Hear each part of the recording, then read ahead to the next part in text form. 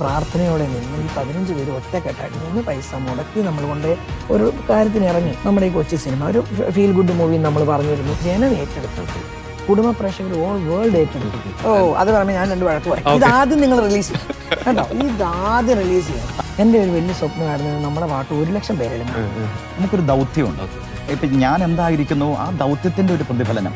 നമുക്ക് ഈ നാട് സ്നേഹത്തിൻ്റെയാണ്. ഇവിടെ ഹിന്ദുവും മുസ്ലിമും ക്രിസ്ത്യാനിയും എല്ലാം സമാധാനത്തോടെ ജീവിക്കുന്നതാണ് നമ്മൾ ഉദ്ദേശിക്കുന്നത്.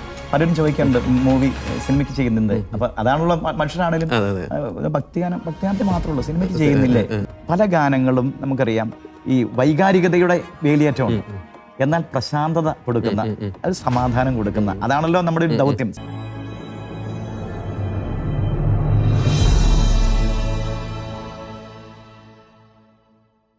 കുടുംബ ബന്ധങ്ങളുടെ കഥ പറയുന്ന മനോഹരമായിട്ടുള്ള കുടുംബചിത്രം വളരെ കാലങ്ങൾക്ക് ശേഷം മലയാള സിനിമയിലേക്ക് കടന്നു വന്ന നല്ലൊരു ഫീൽ ഗുഡ് മൂവി.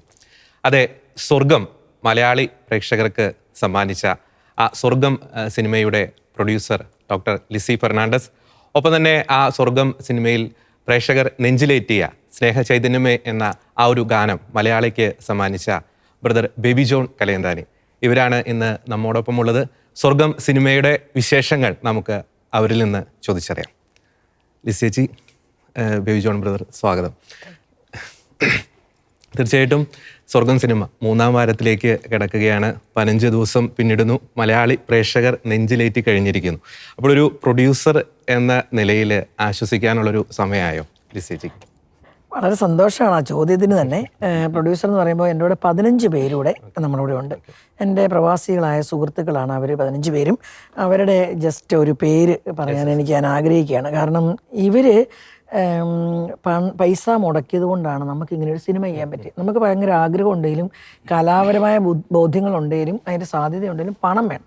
അപ്പോൾ ആ പൈസ തന്ന 15 പേരെയും ആദ്യം ഈ ക്വസ്റ്റിനോട് കൂടി ഞാൻ ഒന്ന് പരിചയപ്പെടുത്തിയിട്ട് നമുക്ക് തീർച്ചയായിട്ടും ടീം എഫേർട്ടാണ്. അത് ഫ്രം ഓൾ വേൾഡ് ആണ്, പല സൈഡിൽ നിന്ന്. അപ്പം വർഗീസ് തോമസ് സാർ UAE നിന്ന്, രഞ്ജിത്ത് ജോൺ ഓസ്ട്രേലിയയിൽ നിന്ന്, സിബി മാണി കുമാരമംഗലം ഇറ്റലിയിൽ നിന്ന്, മാത്യു തോമസ് UAE നിന്ന്, മനോജ് തോമസ് UAE നിന്ന്, George Kutty Paul Oman, Babychan Varghese Australia, Ronnie Jose South Africa, Pinto Mathew Nigeria, Jose Antony UAE, Shaji Jacob Nigeria, Vipin Varghese UAE, Johnson Punnelipparambil Australia, Joby Thomas Mattathil Kuwait, and Elsamma Abraham. ഇത്രയും പേരാണ് ഈ കൂടെ ഉള്ളത്. അവരെ പറയാൻ കാരണം അവരുടെ അധ്വാനത്തിൻ്റെ വർഷങ്ങളുടെ ആയിരിക്കും ചിലപ്പോൾ. നമുക്കിതിന് ചെറിയ തോതിൽ തീരുന്നൊരു സംഭവം അല്ലല്ലോ ഇത്. അതിനുവേണ്ടി പൈസ മുടക്കാം. ഞങ്ങൾ ഓർത്ത പൈസ ഞങ്ങൾ ആദ്യം സ്വരുക്കൂട്ടി, ഇത്രയാകും ബഡ്ജറ്റ് എന്ന് മനസ്സിലായി. പിന്നെ അവർ പൈസ മുടക്കേണ്ടി വന്നു. അപ്പം അവരാരും എന്നെ വിഷമിപ്പിക്കാതെ നമ്മുടെ ബഡ്ജറ്റിൽ നിന്ന് കയറുമ്പോൾ അത് സിനിമയാണ്, മാറും. അവരെന്നെ ബുദ്ധിമുട്ടിക്കാതെ അവർ പ്രാർത്ഥനയോടെ നിന്ന് ഈ 15 പേര് ഒറ്റക്കെട്ടായിട്ട് നിന്ന് പൈസ മുടക്കി നമ്മൾ കൊണ്ട് ഒരു കാര്യത്തിന് ഇറങ്ങി. അതുകൊണ്ട് ലോകത്തിൻ്റെ മുന്നിൽ എത്തിക്കാന്നിടം വരെ ഇപ്പോഴും പൈസ നമ്മുടെ കയ്യിൽ നിന്ന് വീണ്ടും ചിലവായിക്കൊണ്ടല്ലേ ഇരിക്കുന്നത്. അപ്പോൾ തിരിച്ചു വരുന്ന സമയമായിട്ടല്ലോ. അപ്പോൾ അവർ കൂടെ എന്താ പറയുക, പച്ചമലയാളത്തിൽ പറഞ്ഞാൽ കട്ടയ്ക്ക് നിൽക്കുന്നതാണ് നമ്മുടെ ഈ സെക്ഷൻ്റെ ഒരു വിജയം. ഇനി ചോദിച്ച ചോദ്യത്തിൻ്റെ ഉത്തരം എന്ന് പറഞ്ഞു കഴിഞ്ഞാൽ നമുക്ക് സമാധാനിക്കാൻ വലിയ അഭിമാനത്തോടെ ഓർക്കാം. നമ്മുടെ ഈ കൊച്ചി സിനിമ ഒരു ഫീൽ ഗുഡ് മൂവി നമ്മൾ പറഞ്ഞിരുന്നു.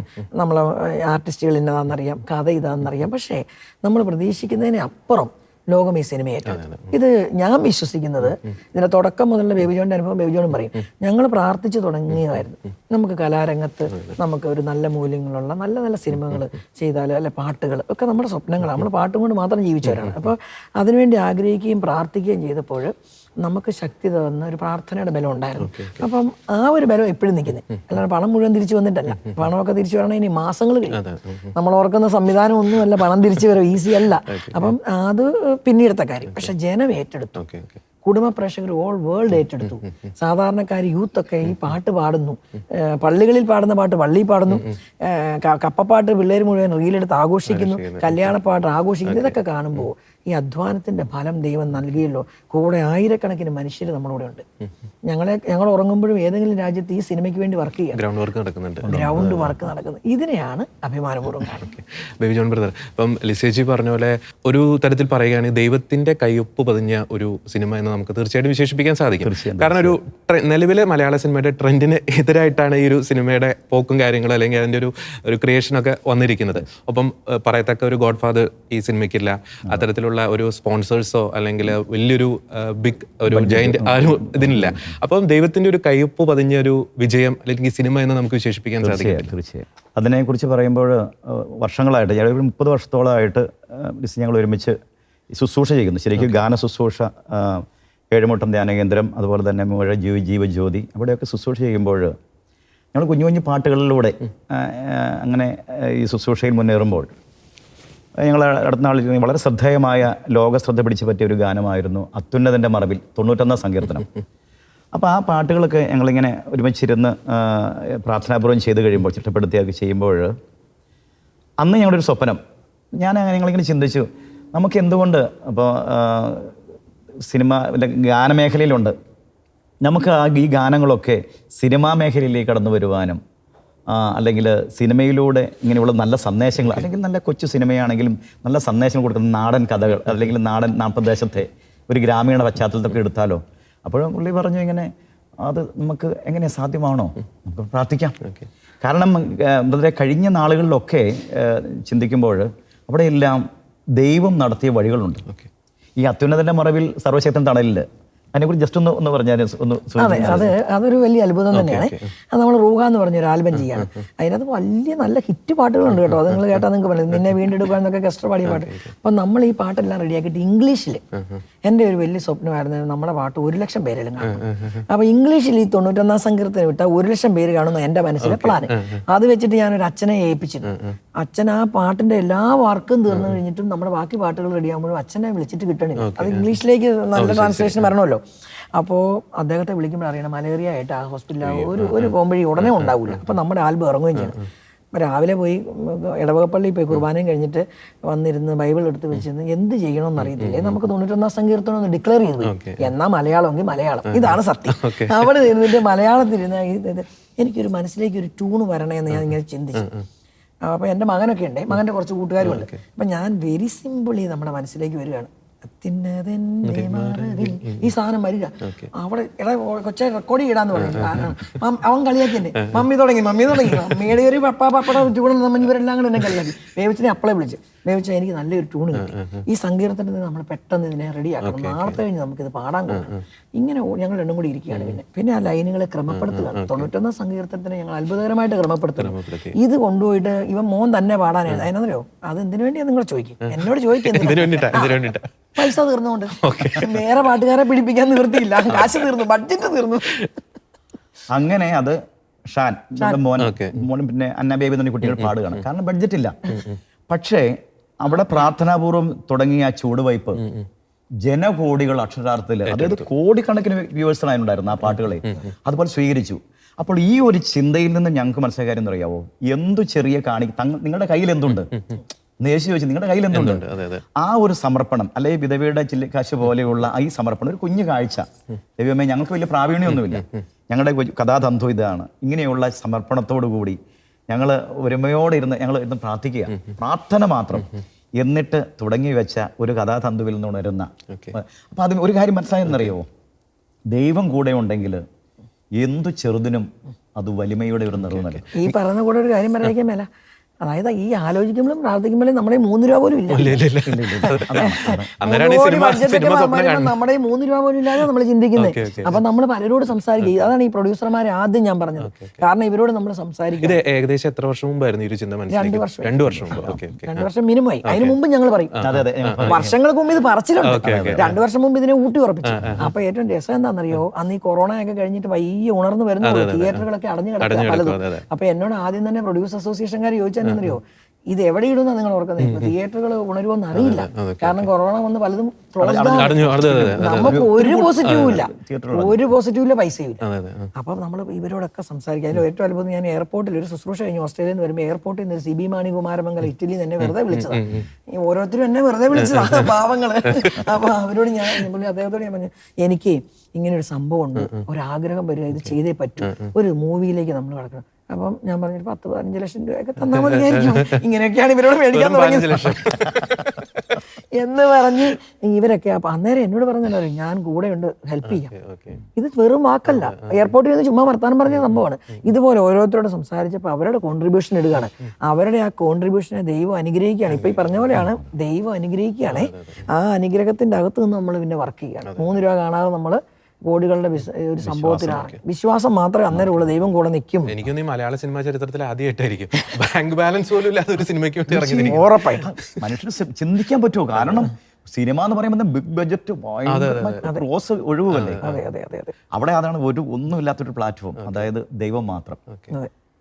അതിൻ്റെ നമ്മുടെ സിനിമയ്ക്കകത്ത് എടുത്തു പറയേണ്ട ഒരു കാര്യമാണ് ഈ നമ്മുടെ പാട്ടുകൾ. ആ 3 പാട്ടും പ്രേക്ഷകരെ ഏറ്റെടുത്തു, വമ്പൻ ഹിറ്റായി. അത് തന്നെ ബേബി ജോൺ ബ്രദറിന്റെ ആ ഒരു സ്നേഹ ചൈതന്യമേ എന്നുള്ളൊരു പാട്ട്, ആ ഒരു പാട്ട് എഴുതാനുള്ള ഒരു അനുഭവം. അത് പറയുമ്പോൾ ഞാൻ 2 വഴക്ക് പറയും. ഇതാദ്യം നിങ്ങൾ റിലീസ് ചെയ്യണം കേട്ടോ, ഇതാദ്യം റിലീസ് ചെയ്യണം. ഈ മനുഷ്യനെ വിളിക്കുമ്പോണ്ടല്ലോ ഇത് ഓരോ വഴിക്കൂടെയാണ്. ബേബിച്ച ഓടി വരുന്നുണ്ടോ, ഇത് സമയമായി കേട്ടോ, പാട്ട് റിലീസ് ചെയ്യണം, ഇപ്പം വരാം, എന്നിട്ട് മുങ്ങും, പിന്നെ കാണില്ല. ഓരോ ശുശ്രൂഷയ്ക്ക് പോകുന്ന കേട്ടോ, വഴക്കും പറഞ്ഞ് വിളിച്ചുകൊണ്ടേ ഇരുത്തുക. ഇനി അത്ഭുതം എന്താണ്, 2 ദിവസത്തെ ഇരിപ്പുള്ളൂ ഞങ്ങൾ. ഇതൊക്കെ അത്ഭുതം പോലെ തന്നെയാണ്. ഞങ്ങൾക്ക് ട്യൂണ് കിട്ടുന്നു, ബേബിച്ചൻ്റെ ലിറിക്സ് എഴുതുന്നു, അതേ തുടർന്ന് ജിൻഡോയും ഞാനും കൂടെ ഇരിക്കുന്നു. ഞങ്ങൾ 3 കൂടി ഇരിക്കുമ്പം അതിന് കിട്ടുന്ന ഒരു ട്യൂണും അതിന്റെ ലിറിക്സും ബേബിച്ചൻ അരുണോദയം ഒക്കെ മനുഷ്യരുടെ മനസ്സിൽ എങ്ങനെ കൊള്ളുന്നുണ്ടെന്ന് ഞങ്ങൾക്കറിയാം. അത് ബേബിച്ചന് കൊടുത്ത അത്ഭുതമാണ്. അതിന് ലിറിക്സിന്റെ കേസ് പറയുമ്പോഴാണ് നമുക്കറിയാം മലയാള സിനിമയിൽ തന്നെ ഈ ക്രിസ്ത്യൻ ഡിവോഷൻ സോങ് വളരെ അപൂർവമാണ്. ഇനി വരുന്നുണ്ടെങ്കിൽ തന്നെ അത് യേശു അല്ലെങ്കിൽ ക്രിസ്തു എന്ന വാക്കൊക്കെ ഉപയോഗിക്കുന്നത് വളരെ അപൂർവമാണ്. ലിറിക്സ് ആണ് ഏറ്റവും കൂടുതൽ എടുത്തു പറയേണ്ടത്. എന്ന് പറഞ്ഞാലേ നമുക്കൊരു ദൗത്യമുണ്ട്. ഇപ്പം ഞാൻ എന്തായിരിക്കുന്നു ആ ദൗത്യത്തിന്റെ ഒരു പ്രതിഫലനം തീർച്ചയായിട്ടും എൻ്റെ ഐഡന്റിറ്റി, ഞാൻ എന്തിനു വേണ്ടി നിലകൊള്ളുന്നു, അത് നമ്മൾ സമൂഹത്തിൽ കൊടുക്കുക എന്ന് പറഞ്ഞാൽ എൻ്റെ ദൗത്യമാണ്. അവിടെ നമ്മൾ തളരേണ്ട ആവശ്യമൊന്നുമില്ല. അത് നമ്മൾ ദൈവം ഫലമേൽപ്പിച്ചിരുന്ന കാര്യമാണ്. അവിടെ അങ്ങനെ കൊടുത്തു. ഇതിപ്പം ഈ ഗാനത്തിൻ്റെ ഉള്ളടക്കം പറയുന്നത് നമുക്കറിയാം, അല്ല ഇതിനകത്ത് വന്നിരിക്കുന്നത് സങ്കീർത്തനങ്ങളുടെ ഭാഗത്ത് നിന്ന്, അതുപോലെ തന്നെ ഉത്തമഗീതങ്ങൾ, അതുപോലെ തന്നെ ജോബിന്റെ പുസ്തകം, ഇങ്ങനെയുള്ള അതിൽ നിന്ന് മാത്രം എടുത്ത പദവിന്യാസമാണ് ഈ ഗാനമായി മാറിയിരിക്കുന്നത്. അപ്പൊ ഭാര്യ ജീവിതത്തിന്റെ സ്ഥലങ്ങൾ വരുന്നുണ്ട്, ഈ പള്ളിയുടെ ഒരു ആംബിയൻസ് വരുന്നുണ്ട്. ഇതെല്ലാം കൂടെ ചേർത്തെടുക്കാൻ ദൈവം ഇടയ്ക്കുക എന്നുള്ളതാണ്. അത് ഞങ്ങൾ സ്വീകരിച്ചു. അത് പറയാൻ കാരണം കഴിഞ്ഞാൽ ഇപ്പം ഇത് പാടിയത് വിജയ് യേശുദാസ് ചേച്ചിയാണ്. ഞങ്ങൾ മാസങ്ങൾക്ക് മുമ്പേ അവരെ സമർപ്പിച്ച് പ്രാർത്ഥന തുടങ്ങി. അപ്പം ഞങ്ങളുടെ കൂട്ടായ്മ എല്ലാവരും പ്രൊഡ്യൂസേഴ്സിനെയും എല്ലാം സമർപ്പിച്ച് പ്രാർത്ഥിക്കും. സത്യത്തിൽ ആ റെക്കോർഡിങ് നടക്കുമ്പോൾ വിജയേശ്വസ് എന്ന ഗായകൻ വന്ന് നമ്മുടെ ഒരു കുടുംബത്തിലെ കൂട്ടായ്മ പോലെയാണ്. വളരെ സന്തോഷവും ചിരിയും കളിയൊക്കെ ആയിട്ടാണ് റെക്കോർഡ് ചെയ്യുന്നത്. മണിക്കൂറുകൾ നമ്മളോട് ചെലവഴിച്ചു. ഇറങ്ങി വന്നേ പറഞ്ഞു ഈ പാട്ടിന്റെ കോറസ് ലോകം മുഴുവൻ ഹിറ്റാകും കേട്ടോ, ഈ പാട്ടും ഹിറ്റാകും. ഞാനല്ലാതെ പറയണ്ടേ, ബട്ട് ഇതാകും. അതുപോലെ ചിത്ര ചേച്ചി ചെന്നൈ ഞങ്ങൾ ചെയ്യുമ്പോൾ ചിത്ര ചേച്ചി എന്തൊരു ഹാപ്പിയായി സന്തോഷത്തോടെ നിന്ന് പലതവണ പാടി ഇതിനെ സഹായിച്ചു. ഞങ്ങൾ ഓർക്കാത്ത ചില പീസൊക്കെ ശരിക്കും ഒരു ശക്തമായിട്ടൊരു മധ്യസ്ഥ പ്രാർത്ഥന ശരിക്കും തുടക്കം മുതൽ മധ്യസ്ഥ പ്രാർത്ഥന. അമ്മച്ചിമാര് ഒത്തിരി പേര് കുർബാന, ആരാധന എല്ലാം നമ്മൾ ദൈവത്തിൽ ആശ്രയിക്കുന്നു. നമ്മുടെ ഉദ്ദേശം എന്താ, ഈ സമൂഹം, നമ്മുടെ കേരളത്തിന്റെ സംസ്കാരം എന്താ, ഇവിടെ ഒരു നല്ല സംസ്കാരം ഉണ്ടെന്നേ. ഇതില്ലെന്നും പറഞ്ഞ് നമ്മളായിട്ട് അങ്ങ് കുറച്ച് ഉണ്ടാക്കി കളയുക, അല്ലെങ്കിൽ ഏതെങ്കിലും കലാരൂപത്തിലൂടെ ഇതിനെ നശിപ്പിക്കുക, അതല്ല നമ്മുടെ ആവശ്യം. നമ്മുടെ ഈ നാടിനെ ഓർക്കുമ്പോൾ ലോകത്തിൽ എവിടെ ഇരുന്നാലും അഭിമാനിക്കണം, അല്ലേ? നമ്മുടെ നാടിനോട് നമുക്കൊരു പ്രതിബദ്ധതയുണ്ട്. നമുക്ക് ഈ നാട് സ്നേഹത്തിന്റെയാണ്. ഇവിടെ ഹിന്ദു, മുസ്ലിമും, ക്രിസ്ത്യാനി എല്ലാം സമാധാനത്തോടെ ജീവിക്കുന്നതാണ് നമ്മൾ ഉദ്ദേശിക്കുന്നത്. അതിന്റെ അർത്ഥം എന്നാണെന്നറിയാമോ? ഇതില്ലെങ്കിൽ ഇപ്പൊ എന്റെ തൊട്ടപ്പുറത്തും ഒരു ഹിന്ദു ജീവിക്കുന്നതെന്ന് കൂട്ടിക്കോ, അവരുടെ വീട്ടിൽ സമാധാനം ഇല്ലേ, എന്റെ ഓർക്കം പോകില്ലേ? ഇത് ചിന്തിക്കണ്ടേ നമ്മള്? അവിടെ സ്വസ്ഥമായിട്ട് അവിടെ കടബാധ്യത കയറി ഉറങ്ങുന്നില്ലെങ്കിൽ എന്റെ ഉറക്കം പോകും, മനസാക്ഷി ഉണ്ടെങ്കിൽ. അപ്പൊ നമ്മുടെ ഈ സമൂഹത്തിനെ നിലനിർത്തേണ്ടത് നമ്മളെ ഏറ്റവും വലിയ ബാധ്യതയാണ്, അല്ലേ? കലാരംഗത്തിന് അതിന് ഭയങ്കര കഴിവുണ്ട്, തൂലികയ്ക്ക് ഭയങ്കര ശക്തിയുണ്ട്. വളരെ ഇമ്പാക്ട് ഉണ്ടാക്കാൻ പറ്റും. നമ്മൾ ഈ യൂത്തിനെയൊക്കെ കുറ്റം പറയുമ്പോൾ പക്ഷെ അതിന്റെ പ്രധാനപ്പെട്ട കാരണം എന്ന് പറഞ്ഞാൽ ചില അപജയങ്ങളാണ് ഈ 100%. അപ്പൊ നമ്മൾ അവരെ കൂട്ടിയിണക്കി നമ്മളെ സഹോദരങ്ങളെ ചേർത്ത് പിടിച്ച്, ഞാൻ പറഞ്ഞില്ലേ, ഒരു പാട്ടാണെങ്കിലും കൊള്ളാം, ഒരു സിനിമയാണെങ്കിലും കൊള്ളാം, കലാസൃഷ്ടിയാണെങ്കിലും കൊള്ളാം, ഇവിടെ നെഗറ്റീവ് അല്ലെ തീവ്രതയോ അല്ലെ എന്തെങ്കിലും പ്രതിസന്ധി ഉണ്ടാക്കുന്ന 5%, ഏത് മതത്തിലാട്ടെ. ബാക്കി 95% സാധാരണ മനുഷ്യരാണ്. അവർക്ക് ഇവിടെ ജീവിക്കണ്ടേ, അവർക്ക് സ്നേഹം വേണ്ടേ, അവർക്ക് സമാധാനം വേണ്ടേ, നമ്മളെല്ലാവരും ഒന്നിച്ചു പോകണ്ടേ? ഇത് കണ്ട് ലോകം പറയണ്ടേ, ആ കേരളത്തിന്റെ തനിമ, ഇന്ത്യയുടെ തനിമ, ഇതാ നമ്മൾ ആഗ്രഹിക്കുന്നത്. നമുക്ക് ആ കലാസൃഷ്ടി നമ്മുടെ ഉണ്ടാവുള്ളൂ, നമ്മുടെ സൃഷ്ടി അതായിരിക്കും. നമുക്കറിയാം, ഒരു സിനിമാ മേഖല എന്ന് പറയുമ്പം എനിക്ക് തോന്നുന്നു ഏറ്റവും കൂടുതൽ റിസ്ക് പിടിച്ചൊരു മേഖലയാണ്. അതായത് നമ്മൾ പൈസ അങ്ങോട്ട് ഇട്ട് കഴിഞ്ഞാൽ തിരിച്ചു കിട്ടുമോ, അതിൻ്റെ ഒരു രൂപ പോലും തിരിച്ചു കിട്ടുമോ എന്നുള്ള നമുക്ക് യാതൊരു പ്രതീക്ഷയില്ല. എന്നിട്ടാണ് ലിസി ചേച്ചി ആ ഒരു ഫീൽഡിലേക്ക് ഇറങ്ങി. അത് മാത്രമല്ല, നിലവിൽ ഞാൻ നേരത്തെ പറഞ്ഞതുപോലെ നിലവിൽ നാം കണ്ടുകൊണ്ടിരിക്കുന്ന ഒരു ട്രെൻഡിൽ നിന്ന് വ്യത്യസ്തമായിട്ടുള്ള ഒരു കഥാതന്തുവായിട്ടാണ് ഈ ഫീൽഡിലേക്ക് ഇറങ്ങുന്നത്. പ്രീവിയസ് എക്സ്പീരിയൻസ് സിനിമ മേഖലയില്ല, ചേച്ചിക്ക് മീഡിയ മേഖലയിൽ എക്സ്പീരിയൻസ് ഉണ്ട്. പക്ഷെ അത് ഈ റിസ്ക് എങ്ങനെയാണ് ചേച്ചി ഏറ്റെടുത്തത്? കാരണം ഒരു സ്ത്രീ എന്ന നിലയിൽ പലർക്കും ചോദിക്കാൻ തോന്നുന്ന ഒരു ചോദ്യമാണ്. ഈ വലിയൊരു റിസ്ക് ആണ്. അതറിയാൻ മേലാത്തോണ്ട്, ഈ ഫീൽഡ് വിവരമില്ലാത്തോണ്ട് ഈ സത്യമായിട്ടും ഇത്രയും സംഭവം ഒന്നും എനിക്കറിയത്തില്ല. നമ്മള് അതല്ലേ പറഞ്ഞു, പ്രാർത്ഥിച്ചൊരു ബലമുണ്ട്, പിന്നെ നമ്മുടെ സ്വപ്നമുണ്ട്. നല്ല നല്ല സിനിമ നമ്മുടെയൊക്കെ മനസ്സിൽ, എൻ്റെ മനസ്സിൽ ഇപ്പോഴും നിൽക്കുന്നത് 25 വർഷം മുമ്പ് കേട്ട പാട്ടുകളാണ്. എൻ്റെ അപ്പനൊക്കെ പാടുന്ന പാട്ടുകളാണ് എൻ്റെ മനസ്സിൽ നിൽക്കുന്ന ലിറിക്സ്. ഇപ്പം വരുന്ന പാട്ട് ഒരാഴ്ച കഴിയുമ്പോൾ എൻ്റെ മനസ്സിൽ നിന്ന് പോവുകയാണ്. അപ്പം നമ്മുടെ മനസ്സിലുണ്ട് നല്ല ലിറിക്സ് നിൽക്കുന്ന പാട്ട്, ഒരു ആശയം കൊടുക്കുന്ന പാട്ടാണ് നമ്മുടെ തലയിലെ പ്രധാനപ്പെട്ട പ്രശ്നം. ഇനി സിനിമയാണേലും ഇങ്ങനെ ചെയ്യണം. പക്ഷേ ഇതിൻ്റെ റിസ്ക് എന്ന് പറയുന്നത് ഇറങ്ങിക്കഴിഞ്ഞാൽ മനസ്സിലായി, ഇതിന് ഭയങ്കര റിസ്ക്കാണ്. അത് എനിക്ക് പറയാതിരിക്കാൻ പറ്റിയല്ല. കാരണം ഗ്യാരണ്ടി ഇല്ല. ഒന്നാമത് മുടക്ക് മുതൽ ഒരു ഗ്യാരണ്ടി ഇല്ല. അത് ഒരു ഗ്യാരണ്ടി ഇല്ല. രണ്ടാമത്തെ കാര്യം, ഇതിനിടയ്ക്ക് ഞാൻ പലയിടത്തും പറഞ്ഞെങ്കിലും വീണ്ടും റിപ്പീറ്റ് ചെയ്യണം, നമ്മളൊരു വലിയ ജനാവലിയും കൊണ്ട് പോവാം. 100ന് മുകളിൽ ആൾക്കാരാണ്. ക്യാമറ ടീം, പ്രൊഡക്ഷൻ ടീം, അല്ലെങ്കിൽ എഡിറ്റിംഗ് ടീം എന്നൊക്കെ പറഞ്ഞിട്ട് എത്ര ഡയറക്ഷൻ ടീം, ഒരു വലിയ ഗ്രൂപ്പല്ലേ പോണേ. ഞാൻ ഓർത്തുണ്ടല്ലോ, ഷൂട്ടിങ് കഴിഞ്ഞോടെ എല്ലാം കഴിഞ്ഞെന്നാ. എനിക്കിനി സമാധാനമായിട്ട് നടക്കാമെന്നോ. അത് കഴിഞ്ഞാണ് എഡിറ്റിങ്, ഡബിങ്, ഗ്രാഫിക്സ്, ഇതെല്ലാം കിടക്കില്ലേ. പോസ്റ്റ് പ്രൊഡക്ഷൻ എന്ന് പറഞ്ഞ ഒരു വലിയ സംഭവം. അത് കഴിഞ്ഞ് ഇനിയോ ഡിസ്ട്രിബ്യൂഷൻ വരുമ്പോഴോ നമ്മൾ എത്ര ദിവസമായി ഓടുന്നു, വീട്ടിൽ കയറുന്നില്ല, ഭക്ഷണം കഴിക്കുന്നില്ല, ഈ ഓട്ടമാണ് നമ്മൾ. അപ്പം നമുക്കൊരു കറക്റ്റ് ടൈമിന് ഫുഡ് കഴിക്കാൻ പറ്റുമെന്നോ അല്ല റെസ്റ്റ് എടുക്കാൻ പറ്റുമെന്നോ ഒന്നും ഓർക്കണ്ട. ഈ റിസ്ക് എന്ന് പറഞ്ഞു കഴിഞ്ഞാൽ ഇതിനുള്ളിൽ കൊണ്ട് എത്തിച്ച് സാമ്പത്തിക ഭദ്രതയിലെത്തി അഭിമാനത്തോടെ നമ്മുടെ ജനം ഏറ്റെടുക്കുന്നിടം വരെയുള്ള റിസ്ക്.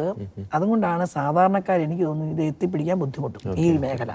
പക്ഷേ വന്നാൽ നമ്മളെ സമൂഹം ഏറ്റെടുത്താൽ, അല്ലെ നമ്മുടെ ഈ കേരള ജനതയ്ക്ക് ഇഷ്ടപ്പെട്ടാൽ, ലോകം മുഴുവനുള്ള മലയാളികൾക്ക് ഇഷ്ടപ്പെട്ടാൽ, അല്ലെ ഇപ്പം മറ്റ് ട്രാൻസ്ലേഷൻ ഒക്കെ നടക്കുമല്ലേ മറ്റ് ഭാഷയിലേക്കൊക്കെ, അങ്ങനെ വന്നാൽ നല്ല സിനിമയാണെങ്കിൽ അനുഗ്രഹമായി മാറും. അല്ലെങ്കിൽ ചിലപ്പം താഴേക്കും പോകും. പിന്നെ ആ മേഖലയിലേക്ക് തിരിഞ്ഞു നോക്കത്തില്ല. പിന്നെ തിരിഞ്ഞു നോക്കാൻ നമുക്ക് പറ്റും, പേടിയാവും. അപ്പൊ ഇതാണ് സത്യം. ഓക്കെ, ബ്രദറിന്റെ ഈ ഹിറ്റ് ഗാനം നമുക്കറിയാം, ഇസ്രായേലിൻ നാഥനായി, ആ ഒരു ഗാനത്തിന്റെ 25ാം വർഷത്തിലാണ് അല്ലേ ഈ ഒരു ആദ്യത്തെ ഒരു സിനിമാ മേഖലയിലേക്കുള്ള ഒരു ചുവടുവെപ്പ്. അപ്പം ഏതെങ്കിലും തരത്തിലൊരു ടെൻഷൻ മനസ്സിലുണ്ടായിരുന്നോ? കാരണം ഫിലിമിലേക്കുള്ള ആദ്യത്തെ ഒരു ചുവടുവെപ്പ് പ്രേക്ഷകർ ഏറ്റെടുക്കുമോ, അത്തരത്തിലുള്ള ഒരു ടെൻഷൻ എന്തെങ്കിലും മനസ്സിലുണ്ടായിരുന്നു? അതിന്റെ ഇതുണ്ട്. എനിക്ക് ഞാൻ 30 വർഷമായി ഞങ്ങളിപ്പോൾ ഈ മേഖലയിലേക്ക് വന്നിട്ട്, ഈ ഗാനരചന മേഖലയിൽ വരുമ്പോഴൊക്കെ പലരും ചോദിക്കാറുണ്ട്, മൂവി സിനിമയ്ക്ക് ചെയ്യുന്നുണ്ട്. അപ്പൊ അതാണുള്ള മനുഷ്യനാണേലും ഭക്തിഗാനത്തിൽ മാത്രമേ സിനിമയ്ക്ക് ചെയ്യുന്നില്ലേ, സ്വാഭാവികമാണല്ലോ ചോദ്യം. അപ്പോഴും എൻ്റെ മനസ്സിലൊരു ഒരു ചിന്തയുണ്ടായിരുന്നു, നല്ല സന്ദേശങ്ങൾ, ഇദ്ദേഹം പറഞ്ഞതുപോലെ നല്ല സന്ദേശങ്ങളുള്ളത് കൊടുക്കുക. അപ്പോഴും സിനിമയിൽ നല്ല സന്ദേശങ്ങൾ ഉള്ള ഗാനങ്ങളില്ലെന്നല്ല ഞാൻ പറഞ്ഞു വരുന്നത്. അപ്പോഴും നന്മ നിറഞ്ഞ സന്ദേശം. ഒപ്പം ഞാൻ പറഞ്ഞത് നമ്മുടെ ഒരു ദൗത്യമുണ്ട്, നല്ല ഒരു ഗാനം, നല്ല ഗാനങ്ങൾ ഉൾപ്പെടുന്ന, നല്ല ആശയങ്ങൾ ഉൾപ്പെടുന്ന, നല്ല സന്ദേശങ്ങൾ ഉൾപ്പെടുന്ന ഗാനങ്ങൾ കൊടുക്കുക. അത് കാത്തിരുന്ന് ഇപ്പോൾ ഇത് കൂട്ടായ്മയുടെ ഒരു ചിത്രമായപ്പോൾ വന്നു. സ്വാഭാവികമായിട്ടും പലപ്പോഴും പറഞ്ഞതുപോലെ ഞാൻ ഇത്തിരി മടി പിടിച്ചായിരുന്നു, അതൊക്കെ എഴുതട്ടെ, ഞാൻ വേറെ സജഷനും കൊടുത്തു. പലരുടെ രചയിതാക്കളുടെ പേര് അവരെ വിളിക്കുക, അവർ നല്ല രചന. അപ്പം ഇത് എന്നതാ വേവിച്ച് പറയുന്നത്,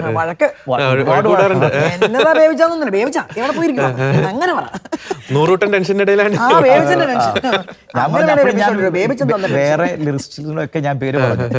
അവസാനം എങ്ങനെ പറഞ്ഞപ്പം ഞാൻ പറഞ്ഞു, അപ്പൊ ഒരു പള്ളിപ്പാട്ടുണ്ട് വേവിച്ച.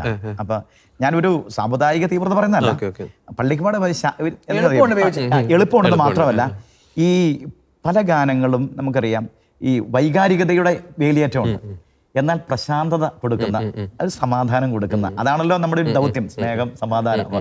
അങ്ങനെയുള്ളൊരു ഗാനം വല്ലതും ഉണ്ടോയെന്ന് ചോദിച്ചപ്പോൾ അവർ പറഞ്ഞു, നമുക്ക് അതിനു വേണ്ടി സീൻ ഉണ്ടാക്കാം, നമുക്ക് അങ്ങനെ പള്ളിപ്പാട്ട് തയ്യാറാക്കാം. അങ്ങനെ ചെന്നപ്പോൾ ഒരു പാട്ട് ഒരുക്കി, സ്നേഹ ചൈതന്യമേ, അവരെല്ലാം കൊയറിൽ പാടുന്ന ആ സിറ്റുവേഷൻ. അപ്പോഴെനിക്ക് ആ പാട്ടിൻ്റെ ഈണം ഇവരിട്ട് തന്നു കഴിഞ്ഞപ്പോഴത്തേക്കും ഞാനതിന് സ്നേഹ ചൈതന്യമേ ജീവസംഗീതമേ കരുണ തൻ മലരികൾ ഉണരുമീ വേളയിൽ ഉയരുന്നു സങ്കീർത്തനം, അതുപോലെ ഇവർ ട്യൂണിടുവാണ്. അപ്പം ജിൻഡോയും കൂടി ഇപ്പം പുള്ളി ലാ ലാ ലാ ലാ ലാ ലാ ലാ, വാഴ്ത്തുന്നു നിൻ ദിവ്യനാമം. പെട്ടെന്ന് എളുപ്പമായി. ഈ പെട്ടെന്ന് ട്യൂണ് കിട്ടുന്നതും ലിറിക്സ് കിട്ടുന്നതുമായ ഗാനങ്ങൾ ഞാൻ ശ്രദ്ധിച്ചിട്ടുണ്ട്. അതെല്ലാം പെട്ടെന്ന് ചെയ്യും ജനഹൃദയങ്ങളിൽ. അങ്ങനെ ഒരുപാട് അനുഭവങ്ങളുണ്ട്. അപ്പൊ അതുകൊണ്ട് തന്നെ ഇത് വന്നു കഴിഞ്ഞപ്പോൾ ഞങ്ങൾക്ക് മനസ്സിലായി. ഓർക്കസ്ട്രയോടെ തീർന്നു കഴിഞ്ഞാൽ ഞങ്ങൾ പറഞ്ഞു ഇത് ഏറ്റെടുക്കും. അത് ചിത്ര ചേച്ചിയും വിജയശ്വാസം കൂടെ പറഞ്ഞു കഴിഞ്ഞപ്പോഴേക്കും ഞങ്ങൾക്ക് ഉറപ്പായി ഇത് ജനഹൃദയങ്ങൾ ഏറ്റുപാടുന്നു. അങ്ങനെ ദൈവമഹത്വം നിറവേറാൻ അത്. പിന്നെ ബേബിച്ചൻ്റെ പറഞ്ഞു കഴിഞ്ഞാണ്ടല്ലോ എനിക്കിത് പറയാ വെച്ചാൽ ബേബി ജോൺ എന്ന് പറഞ്ഞ ആള് ഞാനും അറിയാൻ തുടങ്ങിയിട്ട് 30 വർഷം കഴിഞ്ഞു മിനിമം. വളരെ ചെറുപ്പം മുതലേ ഒന്നിച്ചല്ലേ. ആ പോയ ഒരു കാലഘട്ടമുണ്ട്, ദൈവം നടത്തിയ വഴികളുണ്ട്. ഇന്നത്തെ ബേബി ജോൺ അല്ലെന്ന്. ഓരോ ചെറിയ പള്ളികളിലും പോയി ചെറിയ ശുശ്രൂഷ ചെയ്ത്, ഓരോ ധ്യാന കേന്ദ്രങ്ങളിലും പോയി ചെറിയ ശുശ്രൂഷകൾ ചെയ്ത് കഴിവ് ദൈവം കൊടുത്ത് ദൈവം ഒരാളെ ഉയർത്തണമെന്ന് തീരുമാനിച്ചു കഴിഞ്ഞാൽ ദൈവം ഉയർത്തിയിരിക്കും. അപ്പോൾ എന്നാൽ ഈ പാട്ട് ഇത്രയായിരം നമ്മൾ പാടുന്നതിലെ നല്ല ഭൂരിഭാഗം ധ്യാനങ്ങളുടെയും വിശുദ്ധ കുർബാനയുടെയും എല്ലാം പാട്ട് ചെയ്ത ഒരാള് സാധ്യതയില്ലാഞ്ഞിട്ടൊന്നും അല്ലല്ലോ. അപ്പം എന്തിനോ വേണ്ടി വെയിറ്റ് ചെയ്തു വരട്ടെ. അതിന് ദൈവം കൊടുത്ത സമ്മാനം, ഞങ്ങൾക്ക് ഇത്രയും നാളും ചെയ്ത ദൈവ ശുശ്രൂഷയ്ക്ക് ദൈവം തന്ന സമ്മാനമാണ് സ്നേഹജീവിതം. അതുകൊണ്ട് എല്ലാ മതസ്ഥരും അത് ഏറ്റെടുത്തു. എല്ലാ മതസ്ഥരും അതിനെ ഏറ്റെടുത്ത് അവർ ഷെയർ ചെയ്യുന്നു. ഒരുപാട് ക്രൈസ്തവരായ സഹോദരങ്ങൾ നമ്മളെ വിളിച്ചു. ഏറ്റവും രസം കേബിൾ TV അസോസിയേഷൻ പ്രസിഡന്റ് എപ്പോഴും അത് പറയാതിരിക്കാൻ പറ്റില്ല, പ്രവീൺ മോഹൻ. അദ്ദേഹം കൃത്യമായ ഹൈന്ദവ വിശ്വാസത്തിലുള്ള, പക്ഷെ അദ്ദേഹം എനിക്ക് സ്നേഹചൈതന്യത്തിനെ ഒന്നും പറയാൻ പറ്റില്ല, ഏറ്റവും സന്തോഷം എന്ന് പറയും.